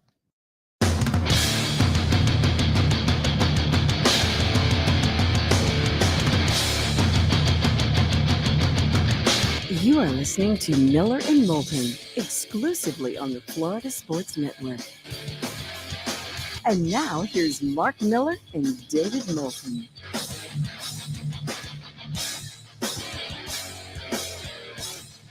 Miller and Moulton, the Florida Sports Network, the bonus hour for Southwest Florida. Thanks so much for being with us. Our poll question today, big event weekend. Got the Derby on Saturday, the F1 race in Miami on Sunday. Stanley Cup playoffs will shift to Tampa for, I believe, Friday and Sunday. Buddy John Forsland doing Sunday's game, I believe. So, well, I know he's doing Sunday's game. I think he's doing the Bruins game on Friday. I am impressed, by the way, that ESPN is working the A-team. I mean, those guys are working every day. They're traveling. McDonough and Ferraro did the first two games of Carolina-Boston, and Right. In between and around, they're doing Rangers-Penguins. So think about those guys. They had to do 3 overtimes. Right. Get up early in the morning and catch a flight to Raleigh, which is not easy. No, but from any big city, you can fly to Raleigh. Can't get there from here. I'll tell you that much without a connection. But when you're scheduling that 6:30 a.m. flight, you're Oh, not thinking the game you're doing is going to end at 12:30. Just go right to the airport and fall asleep. But Tampa evening the series at a game apiece. Heat are up 2-spit in their series. Panthers need a win tonight, baby. Need a win tonight. It would be panic time if they were to lose tonight. I think you got to bet the Panthers hard. I agree with tonight. you. I agree with you. I just thought coming into the playoffs, the Caps got really hot the last month and a half of the season. They did. And played extremely good hockey, almost getting out of the wild card spot. They played that well. They're a dangerous team right now, and they're not scared of the Florida Panthers whatsoever. No, and all the pressure in the world's on Florida. So 7:30 Panthers game tonight.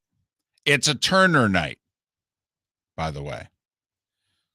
Turner finally gets in on the Stanley Cup playoffs action, so you'll get better announcing and a better studio show. You go from Messier to Gretzky. Go from the number 2 center to the number 1 center on those dynasty teams. Number 2 line was pretty good. But Panthers are minus 250. Oh, by the way, minus 250. And that's not even close to being the longest odds on the night, because the Avalanche, after drubbing Nashville in game 1, are minus 365 in a playoff game. TNT and TBS are the networks that have the hockey tonight. I don't know if you saw this in our Twitch chat room, because, a lot of things get bounced around in the Twitch chat room. Canada Relief asked, do you think the NFL will ever do a Winter Classic type of game? And I answered him, and I'll answer you. I don't think they care about a Field of Dreams type game. I think they care about international games. And I think it was very evident. I think it's a great question, by the way. But I just don't think the NFL cares about doing something hokey and having a neutral site game inside the continental U.S. I think they are very interested in the international games. And I think the next place that they go is Rio. All right. How many teams have attendance problems in the NFL? Do any? The Rams. They shouldn't anymore. Well, the Chargers. The Chargers. The Chargers do. You would like to think that the Rams are going to be good for a year or two. Right. I mean, put it this way. The Bucs were about to. Think about that. Well, there's no 2 doubt. years away from winning a Super Bowl if Brady doesn't come back, because there were a lot of people like me that dumped their season tickets. Yes. Now, I do think that some people got back on the Bucks bandwagon and would have bought maybe not the suites, but you know how they were avoiding buying Bucks tickets like the plague, and half the crowd was the road team for quite a few years. The Jameis Winston era was met with no home field advantage because 25 to 30,000 of the people that were there were rooting for the road team. I think a few more Bucks fans would have bought tickets post Brady, but yeah, they would have had a bit of an attendance problem. The Dolphins have a bit of an attendance problem. They do, and they always will until they're good. The irony is Jacksonville, now that they've covered up the top corners of that stadium, actually the Jags for the last couple of years have not had an attendance problem. Nope. And they've got their London thing going, and that's working for them. But I'm thinking in terms of a team that maybe has a small attendance problem, but then you also, like in baseball, they had the cornfield in Iowa. You know, hockey can take it outdoors, and it seems obviously like a completely different experience, so they could do it anywhere. Anywhere. They can do it in a baseball stadium. They could do it, you know, Central Park, they could do it if they wanted to.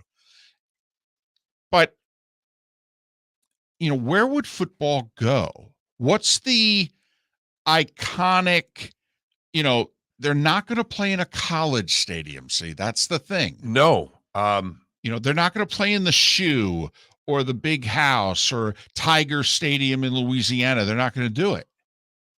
They're not. You know, and I mean, in some of the high school stadiums in Texas are bigger than some of the stadiums they play in already. But like you mentioned the Chargers. Okay, there are some obviously huge high schools in California and a few in the greater Los Angeles area. So if the Chargers, because remember, they played at the soccer field. Couldn't sell tickets there either. And that was like 27,000 seats. And they couldn't get 27,000 Chargers fans in there if they gave the tickets away. But I'm just trying to think of even the concept working. What would the venue be? The only place, is there somewhere, because Rutgers played the first football game. Now they're not on that field. Is there a historic field in Jersey that I don't know about where the first football game was played? No. Then I don't know what the answer is. You know, like when the Jags and or Bucks, if the Jags were to have an attendance problem again, if post Brady, the Bucks a couple years from now, where in Florida would you play this game? If you were the Bucks and the NFL came to you and said, we want to do this, you know, Field of Dreams thing. Honestly, where in Florida would you play it? I don't.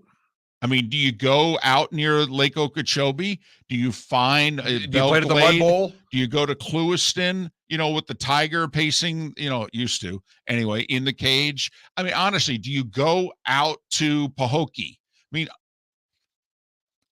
I don't think it works for the NFL. You know, someone made the suggestion for the Yale Bowl, and that's a fine suggestion, but I don't think that works. Paul on Facebook said, what about Bristol? Now, you know, they tried the college game there. Could the Chargers play at a race course? I just don't. The NFL doesn't do hokey. They don't. I'm sorry. What do you mean by that? Hokey. Field of Dreams is a little hokey. It's cute, but it's hokey. They're playing a game in a cornfield. It's hokey. What does the adjective hokey mean? Goofy, strange, weird. Oh, gotcha. But yeah, you're right. You're right. Hokey is the plot to the B movie that's even a stretch to believe. And it turns the B movie into a C movie. That's what hokey is. And that's not what the NFL does. Because like the Field of Dreams thing in Iowa was amazing. Amazing. I mean, come on. When Giancarlo Stanton and Aaron Judge are walking out of the cornfield, I mean, if you're remotely into that sport and you watch Field of Dreams, you're literally sitting there going, holy blank, it is the movie. And you remember back to the hockey, the first outdoor game, it snowed. Yes. Penguin Sabres. Penguin Sabres in Buffalo, and it snowed, and it looked magnificent. Our old producer who hated hockey. Yep. Every time we brought up hockey in the show, he would just want to pull his hair out. He's in the next day after, our first show after they're going, they need to play every hockey game outside. That's the greatest thing I've ever seen. I'm not a hockey fan, and I love that. I tune in. Basketball did it in college where they played on the air carriers. Mm-hmm. Right. That was awesome. Yeah, I thought it worked. Also, it was Veterans Day. It was at the very beginning of the season, and usually the college season starts either the Tuesday before or the Tuesday after Veterans Day, so it worked. I believe it was a little windy, but It no. was. Yeah. Right. It was. And that's kind of put the kibosh on them ever doing that again. I believe Draymond Green played in that game. I know Sparty played in it, but you know better than me on that one. I'm just trying to figure out, like you said, where would the NFL do it? Someone suggested Central Park. Whoa. It's interesting. It's certainly big enough. This just in, parking would be a mess. But I can't even think of the venue. Tropical Park, Miami, Florida. Where is the historic high school field? Somewhere maybe in Western Pennsylvania. I mean, the Hall of Fame Stadium is used for a high school stadium. I mean, Hall of Fame Stadium in Canton there, Mark, I don't even know if it seats 10,000. Maybe a smidge more than that. Did you do that game? Fox did it last year. Yeah, I was going to say. I mean, it's not big. It's quaint. Okay, so then stop there. Could you ever see them playing a regular season game there? What would be the point of it? I'm not kidding here. Right. Football doesn't need any gimmicks. No. It's the most popular sport on the planet. It would have to be a team. Well, in this country. It would have to be a team that has an attendance issue.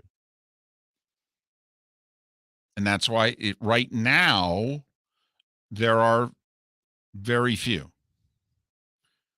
I do think the Dolphins, the three teams in the state of Florida will always be a candidate unless they're good. And the Chargers, I think, are always going to be a candidate. I don't ever think they're going to be accepted in LA. The Chargers will move before a game like this is ever played.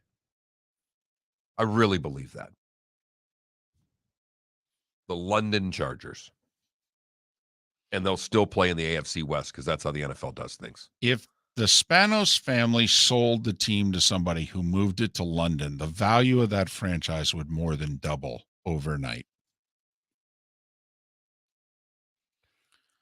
I was overhearing a conversation with an NFL owner who said, if they ask for volunteers to move the franchise, I'll be one of the first to raise my hand.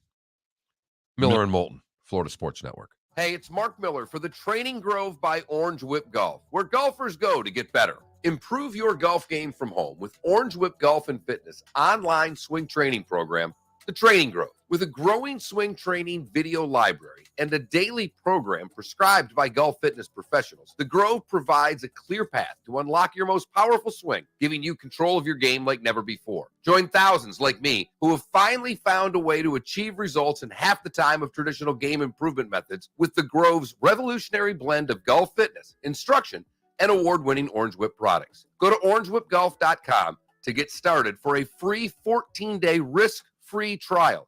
And use code Miller10 to get $20 off your first month. That's orangewhipgolf.com to get started for a free 14-day risk-free trial. Remember to use code Miller10. That will get you $20 off your first month.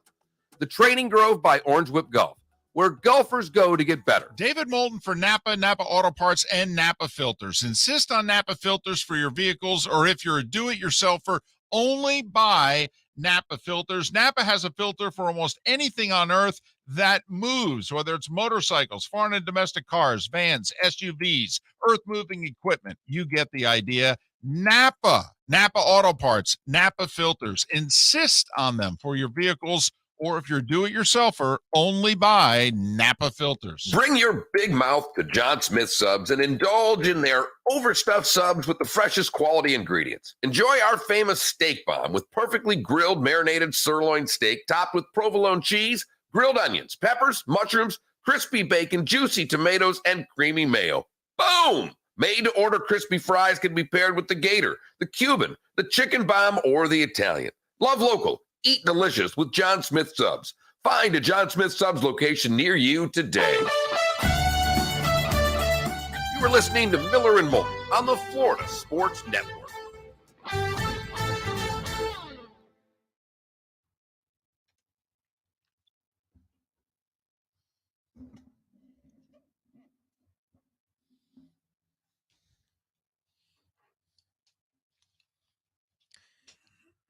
You know, another hokey thing that was done in the sports world recently. I think it was 2018. The Bucks played a game at the Mecca. That's where Kareem won championships. That was really cool. And they basically designed the whole court. Okay, I'm sorry. You said Bucks. I thought Tampa Bay. No, Milwaukee Bucks. We were just talking about, right. So you meant the Milwaukee Bucks. Yeah, they played at the Mecca. At the Mecca. Yes, the Milwaukee Exposition Convention Center and Arena. That's where Kareem and Big O won their chips. And it was cool. 71. They won. I think they lost in 74. And I don't think the Big O was with them in 74. Could be wrong.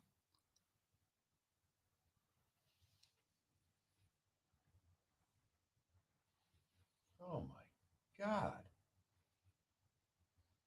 There's nothing. They had nothing and nothing. Good, bad, ugly, nothing? Damn. Oh my gosh. Do the guy that tried to tackle Dave Chappelle.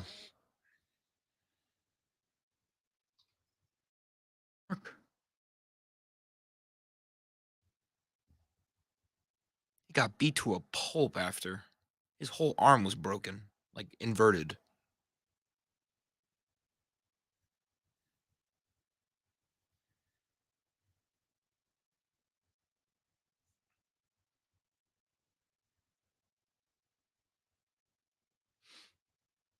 I need to Why go to. would we be electing superintendents of schools? That is the dumbest thing I've ever heard of. I need to go to a Knicks game at the Garden. That's what we need, is a popularity contest for someone going to school. Dumb.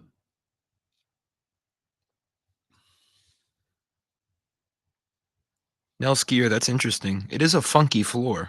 I like it though.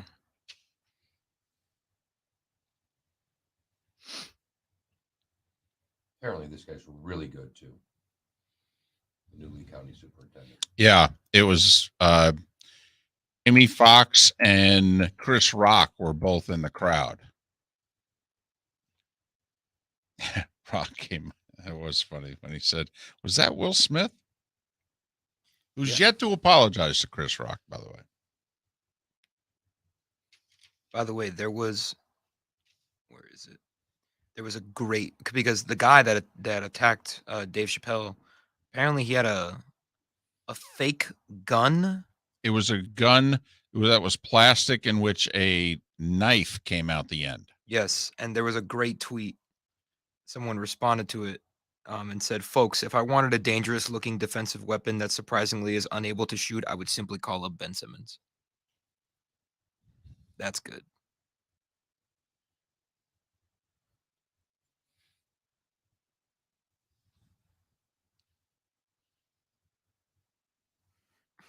Yeah, at first I thought it was just a pistol with a bayonetta, which is something in theory. Can I ask a question? Whatever. Who's that?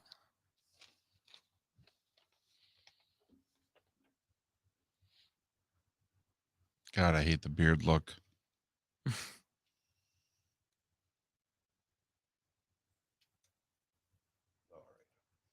Yeah, buried in bourbon.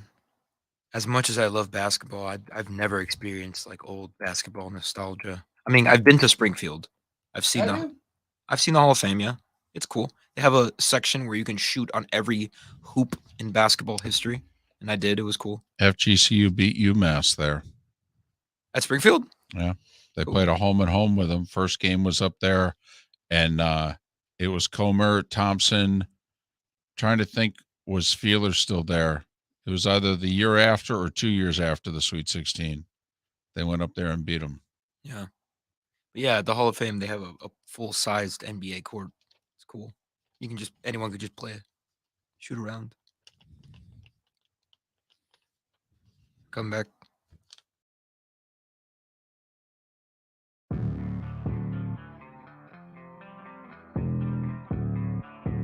Thanks for listening. And now, more of Miller and Moulton on the Florida Sports Network.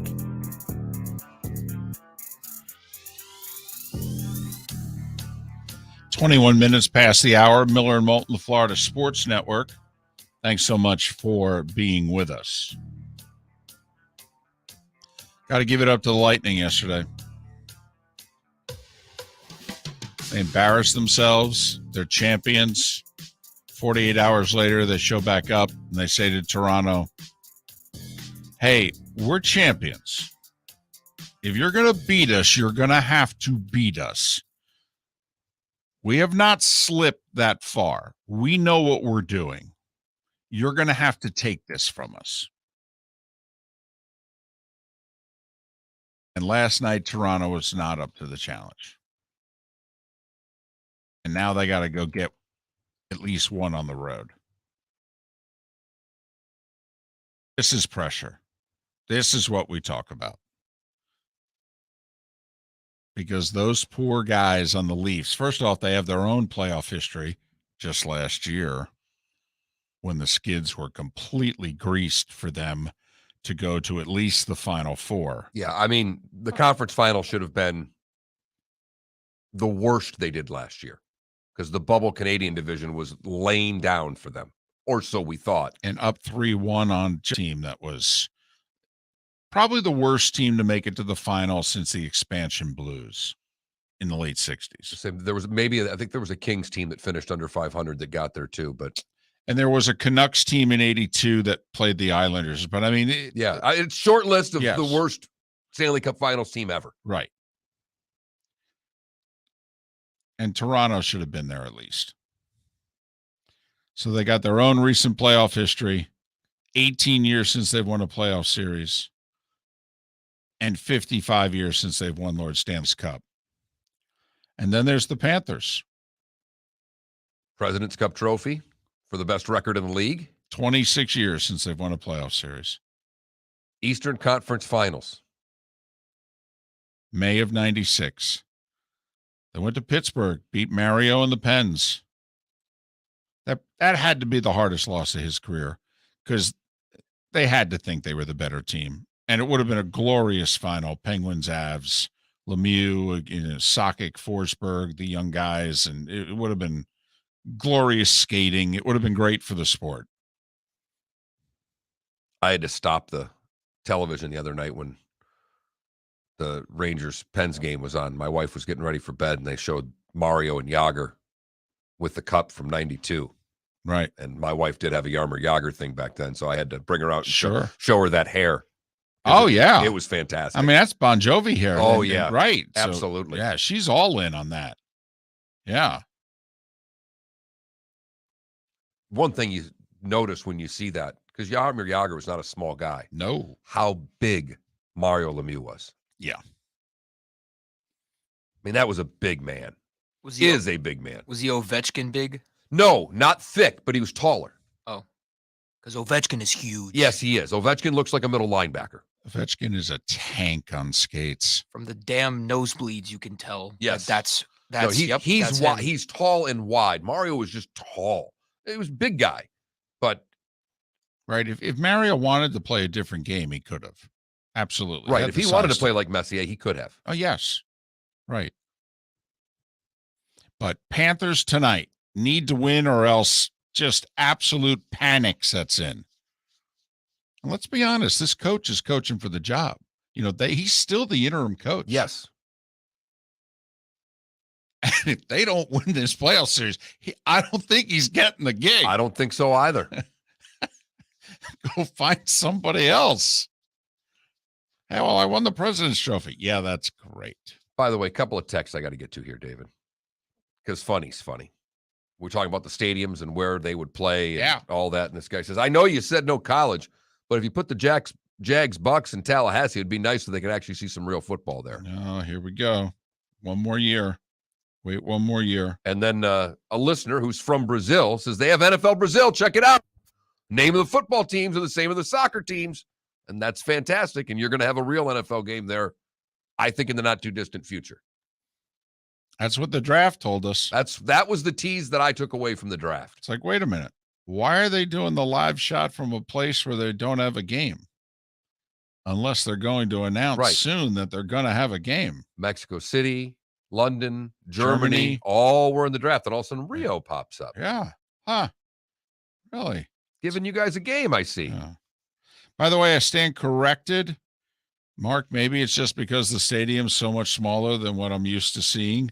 Apparently, Tom Benson Hall of Fame Stadium, and they named it after Tom Benson because it was in utter disrepair, and he wrote a check for like $5 million.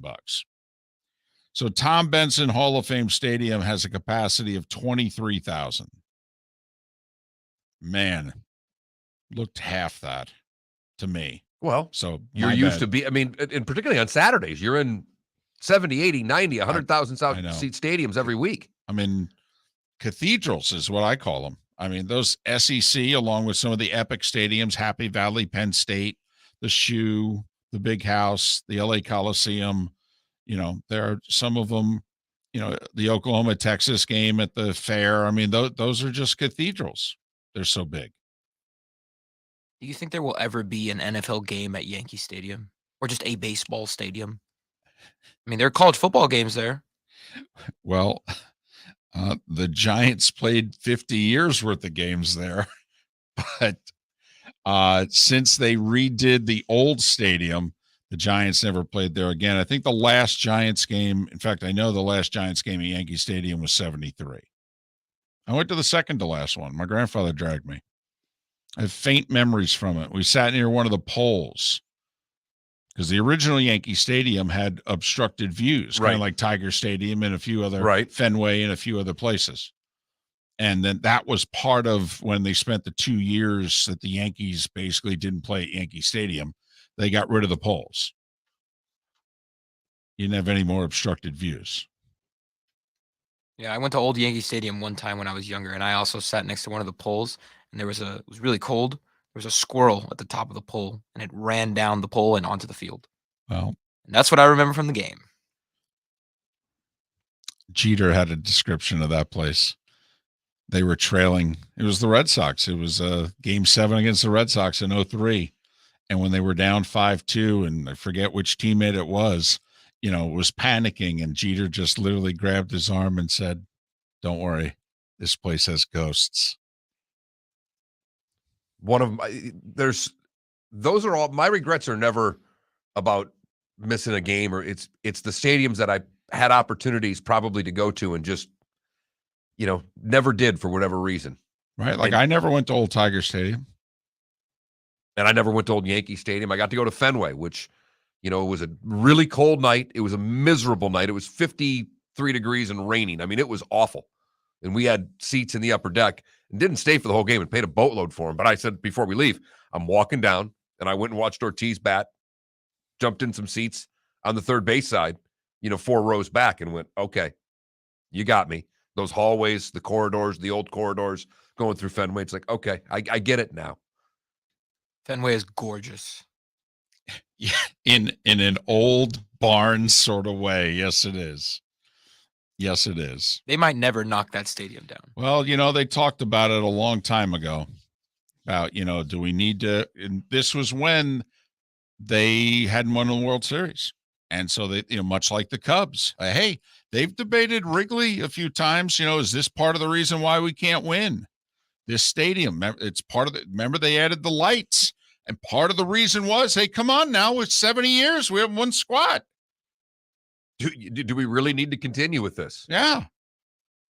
But now that they both have their titles and what they've done to Wrigleyville and all that and what they've Right. done to Fenway, no, I think those stadiums are there forever. Wish they had done the same thing in the Bronx. They had the ability to as well. Yeah, they really did. It was, I guess George wanted it. You know, basically it was he built the shrine for himself. Well, one of our favorite shows, David, is Billions. What's the And point? the line was, what's the point of having FU money if you can't say FU once in a while? Miller George and did. Moulton. Yes, he did. Today was the day when good, bad, and ugly. What's on tap? All coming up.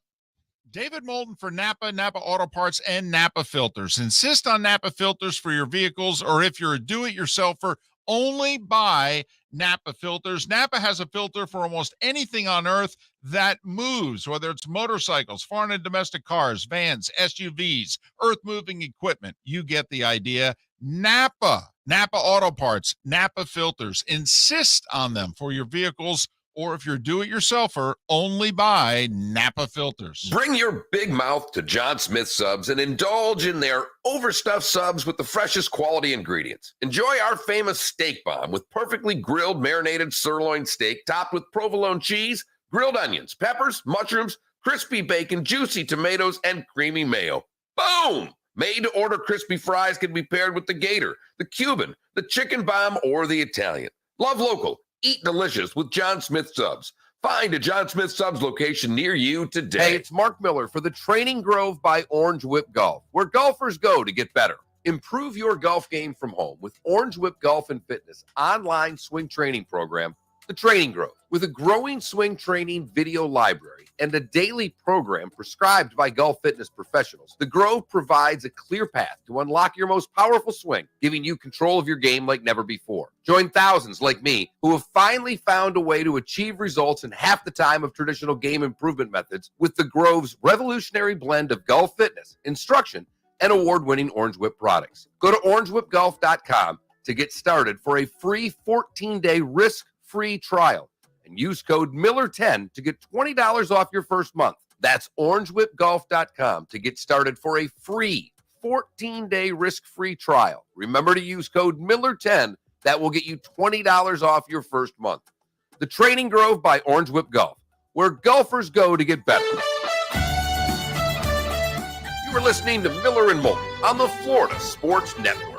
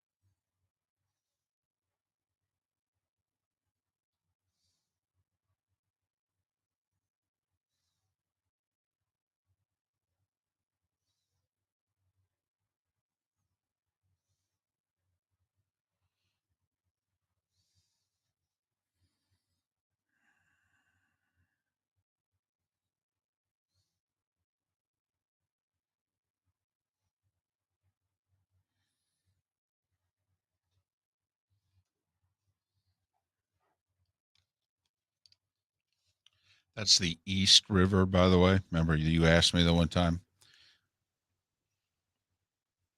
So it's not the Hudson, but it's the East River. There's bridges on either side of them.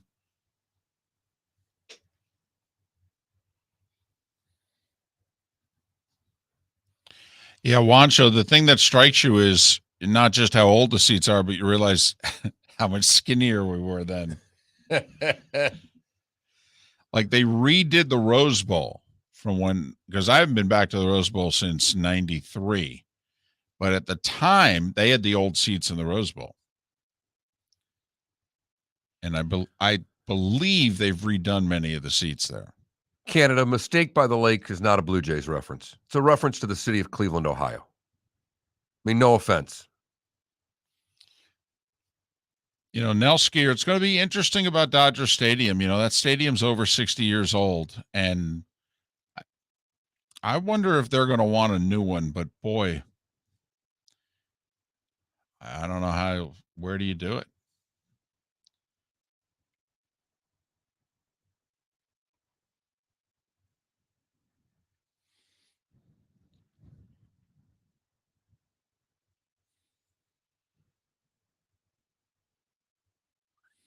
No, like when they got rid of Shea. Shea was 45 years, I think it stood. How come I knew that Adam's YouTube clip was going to be wrestling? That's a shocker.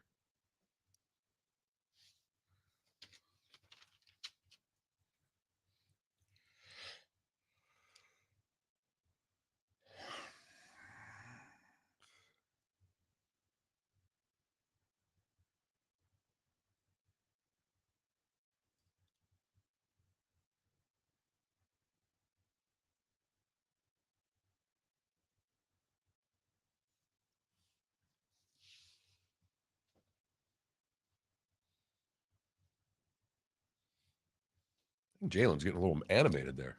Literally got up and walked over across the table.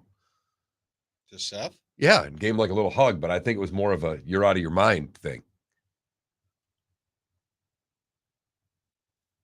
God, Jeff Goodman. I will say Jeff Goodman takes no prisoners on Twitter, and he names names. And when people go, "Oh, you don't have the guts to," he goes, "Oh no, I say it right to their faces." He goes, "That's why they don't talk to me." When Jay Wright retired, he went on a 2-day Twitter begging ESPN to fire Seth Greenberg and replace him with Jay Wright. It's funny. Yeah, I never made old Comiskey either. I did once.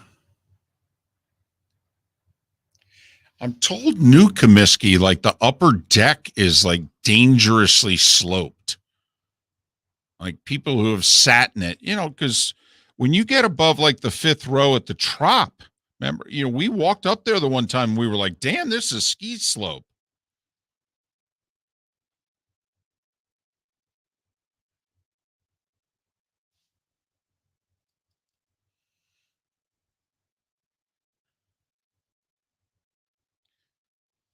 They have not penalized Dylan Brooks yet, have they?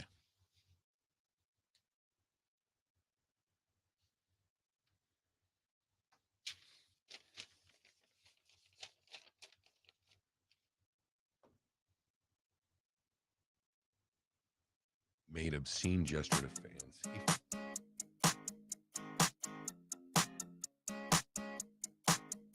You're listening to Miller and Moulton, exclusively on the Florida Sports Network. Home stretch, Miller and Moulton, Thursday edition, Cinco de Mayo. Have fun. Be safe. Thanks for listening, Florida Sports Network. Of course, we were talking about places that maybe certain games could be played, and during the break there, people wondering, when we're going to take stuff to outer space, Mars. That's when I knew it was time to stop talking about this. Smart move by you. Our poll question, at least 2 big events going on this weekend, the Derby and the F1 race in Miami. And if you could go to both, but we're only let you go to one, which one would it be? Derby is winning. About 2-1. We're a big Derby market. We are. We're a top 3 market in the country for horse racing. I think after Sunday, maybe that poll question would have been a little different. I don't know. I think we're in for a really cool experience. Well, and also it's on ABC. Like those that want to check it out, it's not going to be hard to find. It's going to be on ABC 3:30 Sunday. Hopefully the rain stays away. Apparently now there's a 40% chance of rain on Sunday only, which just absolutely sucks. Days leading up to it, weather's perfect. 3 days afterwards, weather's perfect. Apparently there's a chance of rain on Sunday. I know. When I looked at it last night, it was like 8 days of great weather. So I hope they're wrong. Good luck with that in Miami in May. Well, that's not supposed to. It's a little wrong. early. We're not supposed to get mid-June start a rainy season, not May. Rains a lot more in Miami, though, than it does here. Interesting. But I know I can't wait to watch. I'll tune in. I mean, I know it's Mother's Day, but I think we're going to have like everything done by then. I know we are. I've got 12:45 brunch reservations. So unless that sucker is going to take 3 hours. And just a public service announcement. A, Sunday's Mother's Day. Don't forget. B, make reservations because Sunday is Mother's Day. And C, it's FGCU graduation weekend. So it could be a few places a little busier than normal. If you haven't made reservations for Sunday, you're not going to get them. That I can assure you of. Probably. You've screwed up. You got to go pay somebody off at this point, or you take them somewhere that doesn't take reservations. Or you're going to have brunch 2 hours later than you wanted to. That's very true. I mean, I'll recommend my guys over at Skinny Dogs because they don't take reservations. You'll be on a long wait, and you'll have a tremendous breakfast. Mom will be happy, and that's really all it boils down to. And then leave her alone. Right. Then treat her like you want your family to treat you Sundays at 1:00. During football season, that is. Oh, not the other. Treat your wife like it's an NFL Sunday and she's you. Leave her alone from 1 to 4 because that's what she wants. Take your kids, get out of the house, and leave mom be for a good 2 hours. That's a happy Mother's Day to most moms. Oh, sounds glorious. Leave it to the oldest guy in the show, and definitely the oldest soul, to live in the past. Here's David Moulton with Today Was the Day When... 1494. That's how far we're going back. 1494. Right. Is Columbus guy. He made his second voyage to the New World 2 years later. You know what he discovered? Jamaica.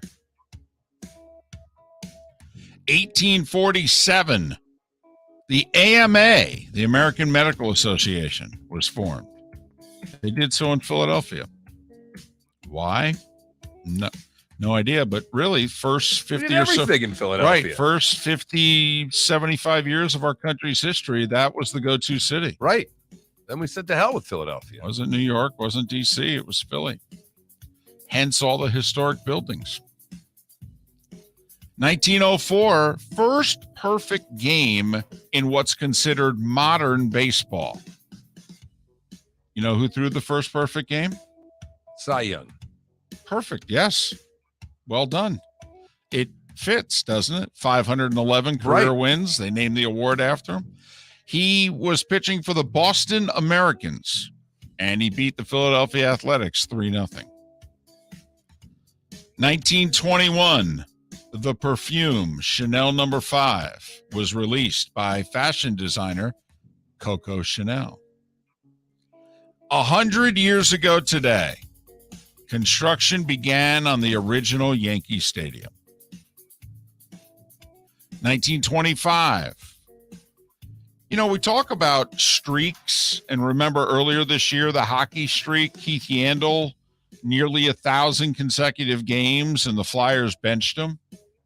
Mark, how about this? I'd never realized this before. Like, Luke Gehrig took himself out of the lineup. Ripken took himself out of the lineup. Everett Scott played for the Yankees, had played in 1,307 consecutive games, was benched on May 5th, 1925. 1,300 plus games. Bench the guy. Hey, got to win the game. Got to do what's best for the team, David. It's not all about, who was that again? Everett Scott. It's not all about Everett Scott. Just for the organization. There you go. God willing, we'll come out of here with a win. In 47, the Pulitzer was awarded to Robert Penn Warren. He wrote All the King's Men. 5 years later, we gave the Pulitzer to Herman Wouk. Wrote The Caine Mutiny. Got to admit, seems like two good Pulitzers.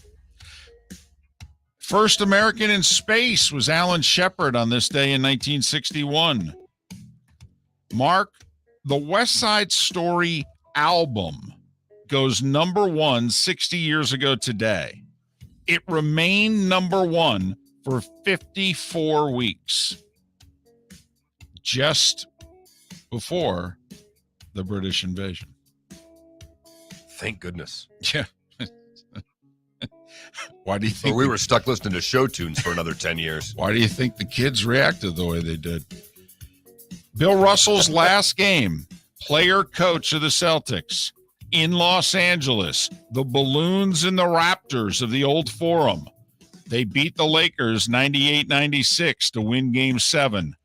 And as Russell said, those balloons never came down. Pete Rose got his 3,000th hit on this day in 1978. All right, it's May 5th. Oftentimes it was the first Saturday in May. Some of the horses that won the Derby on this day. Secretariat, 73, Big Red, in under 2 minutes. And they think they mistimed it. They actually think they started it late. People think that it was actually faster than 159.4.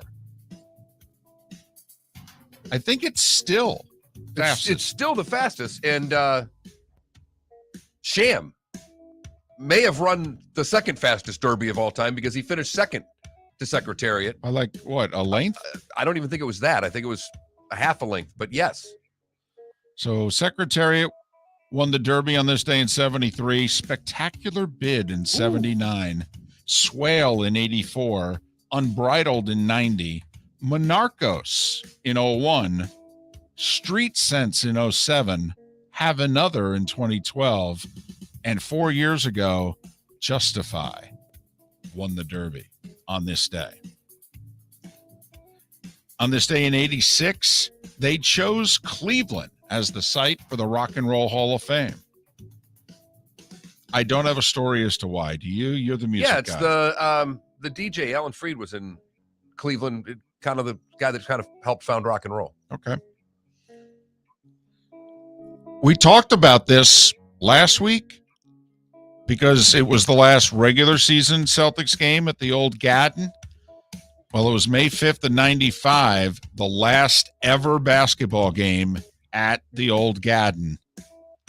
Shaq, Penny, and the Magic eliminated the Celtics 95-92, May 5th, 1995. Last game at the Garden. Final episode of Married with Children, 25 years ago today. Wow. 1997. Chris Stapleton's debut album, Traveler, released 7 years ago today. Not a bad song on it. Well, won a Grammy, and it was Album of the Year.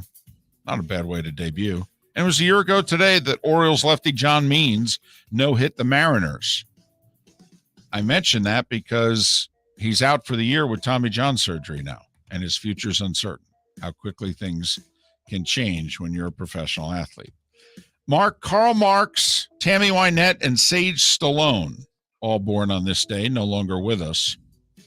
Kurt Loder is 77 today. That makes me feel old. Well, but it also makes you think about when we were watching him. He was a little older than we thought. He looked like he was in his 20s, and he was much older than that. He was in his 40s. Right. Kurt Loder, 77. MTV News, for those that are wondering. Right. When MTV played videos and had music news. Brian Williams is 63. Charles Nagy is 55. The Fonz, no, not Henry Winkler, LaFonso Ellis is 52. Baby Jordan, Harold Miner is 51.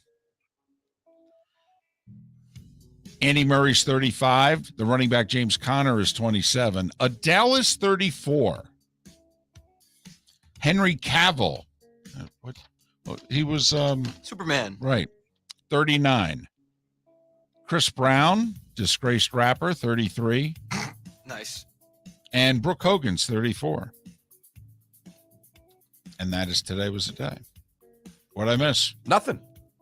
Oh, wow. Nothing. It was perfect. God damn. At least to me it was. You've heard folks elsewhere mock Florida is gonna Florida. Well, Mark Miller sees it differently. He calls it the good, the bad, and the ugly. What you got, Mark? Naples by way of Dream Flights. Dream Flights is a nonprofit that travels the country to take veterans on flights. The group offers veterans 15 to 20-minute open-air plane rides as a show of gratitude for their service. And they came to Naples where Fred Bertrand was a pilot, served our country in Korea, but had never flown a biplane. So he had the opportunity to do so with Clint Cawley, a volunteer pilot for Dream Flights. Pretty cool organization. For the bad, we go to Detroit, where police busted a man who was making $2,000 a day selling weed from a vending machine that was attached to his Detroit home. I don't know how one operates the weed vending machine, but not only did they find a bunch of weed, they found a lot of other things that drug dealers have, like guns and money and things of that nature. Finally, the ugly, and this is a real ugly on so many different accounts. We go back to Michigan, where a man takes his car in for an oil change. While the car is getting the oil change, one of the workers is trying to pull the car in. The mechanic, who did not have a driver's license and was 19, jumped in the Jeep, and it was a manual transmission. Let his foot off of the clutch, runs into another mechanic, killing him. Where the story gets weird is the owner of the dealership where this happened, and Jeffrey Hawkins was killed. They are now suing the man who owned the Jeep, not the person who was driving the Jeep. You got to be kidding me. I am not. They're not suing the dealership, but the deceased family is suing the owner of the car. What did he do? I don't know, David. Dropped it off for an oil change. Yeah, that ain't on me. That's on you. But the attorney says the person responsible is the owner of the car. Start your own attorney jokes now. And that is the good, the bad, and the ugly on today, Cinco de Mayo, 2022. Ole. No NBA playoff games tonight. No hoop. What am I going to do with my life? Watch hockey. Talk to someone. Have a conversation with someone. 4 NHL playoff games tonight. A couple of home teams in the East need to win to even their series. Panthers at home for the Caps, Rangers at home for the Penguins. Meanwhile, a couple of road teams need wins out west to even their series. Nashville at Colorado. Yeah, I don't like your chances. And Dallas at Calgary. And they flat out dropped the gloves and went at it in game 1. Two teams that have really no history with one another and now hate each other. That's what the playoffs are all about. MLB, Rays are in Seattle. Marlins jumped on a plane, and they're in San Diego, I believe. They're both playing tonight around 9:40. There are 3-day baseball games, Mark, including our 3-21 Reds, trying to avoid the 4-game sweep in Milwaukee. And as you mentioned earlier in the show, they're 13.5 back of the Brewers. About to be 14.5 back. We only can hope. Milwaukee's minus 215. Where are you going to go? Red Sox also in action against the Angels. Felipe, you know what? With no NBA, you know what you should do? That young lady who hit your car, you should walk upstairs and say, you know what? It's Cinco de Mayo. Why don't we go out and get a margarita? Why don't we walk over to She has Tacos? a boyfriend. So? He may not be home tonight. Who knows? Maybe he's working. Have some guts. Say, I know you've got a boyfriend, but I'm pretty cool too. Let's go have a drink. It's the worst that can happen. She can say no. And then you've got a good story. All right. Miller and Moulton. We'll do this thing all over again tomorrow morning, right here on the Florida Sports Network. David Moulton for Napa, Napa Auto Parts, and Napa Filters. Insist on Napa Filters for your vehicles, or if you're a do-it-yourselfer, only buy Napa Filters. Napa has a filter for almost anything on earth that moves.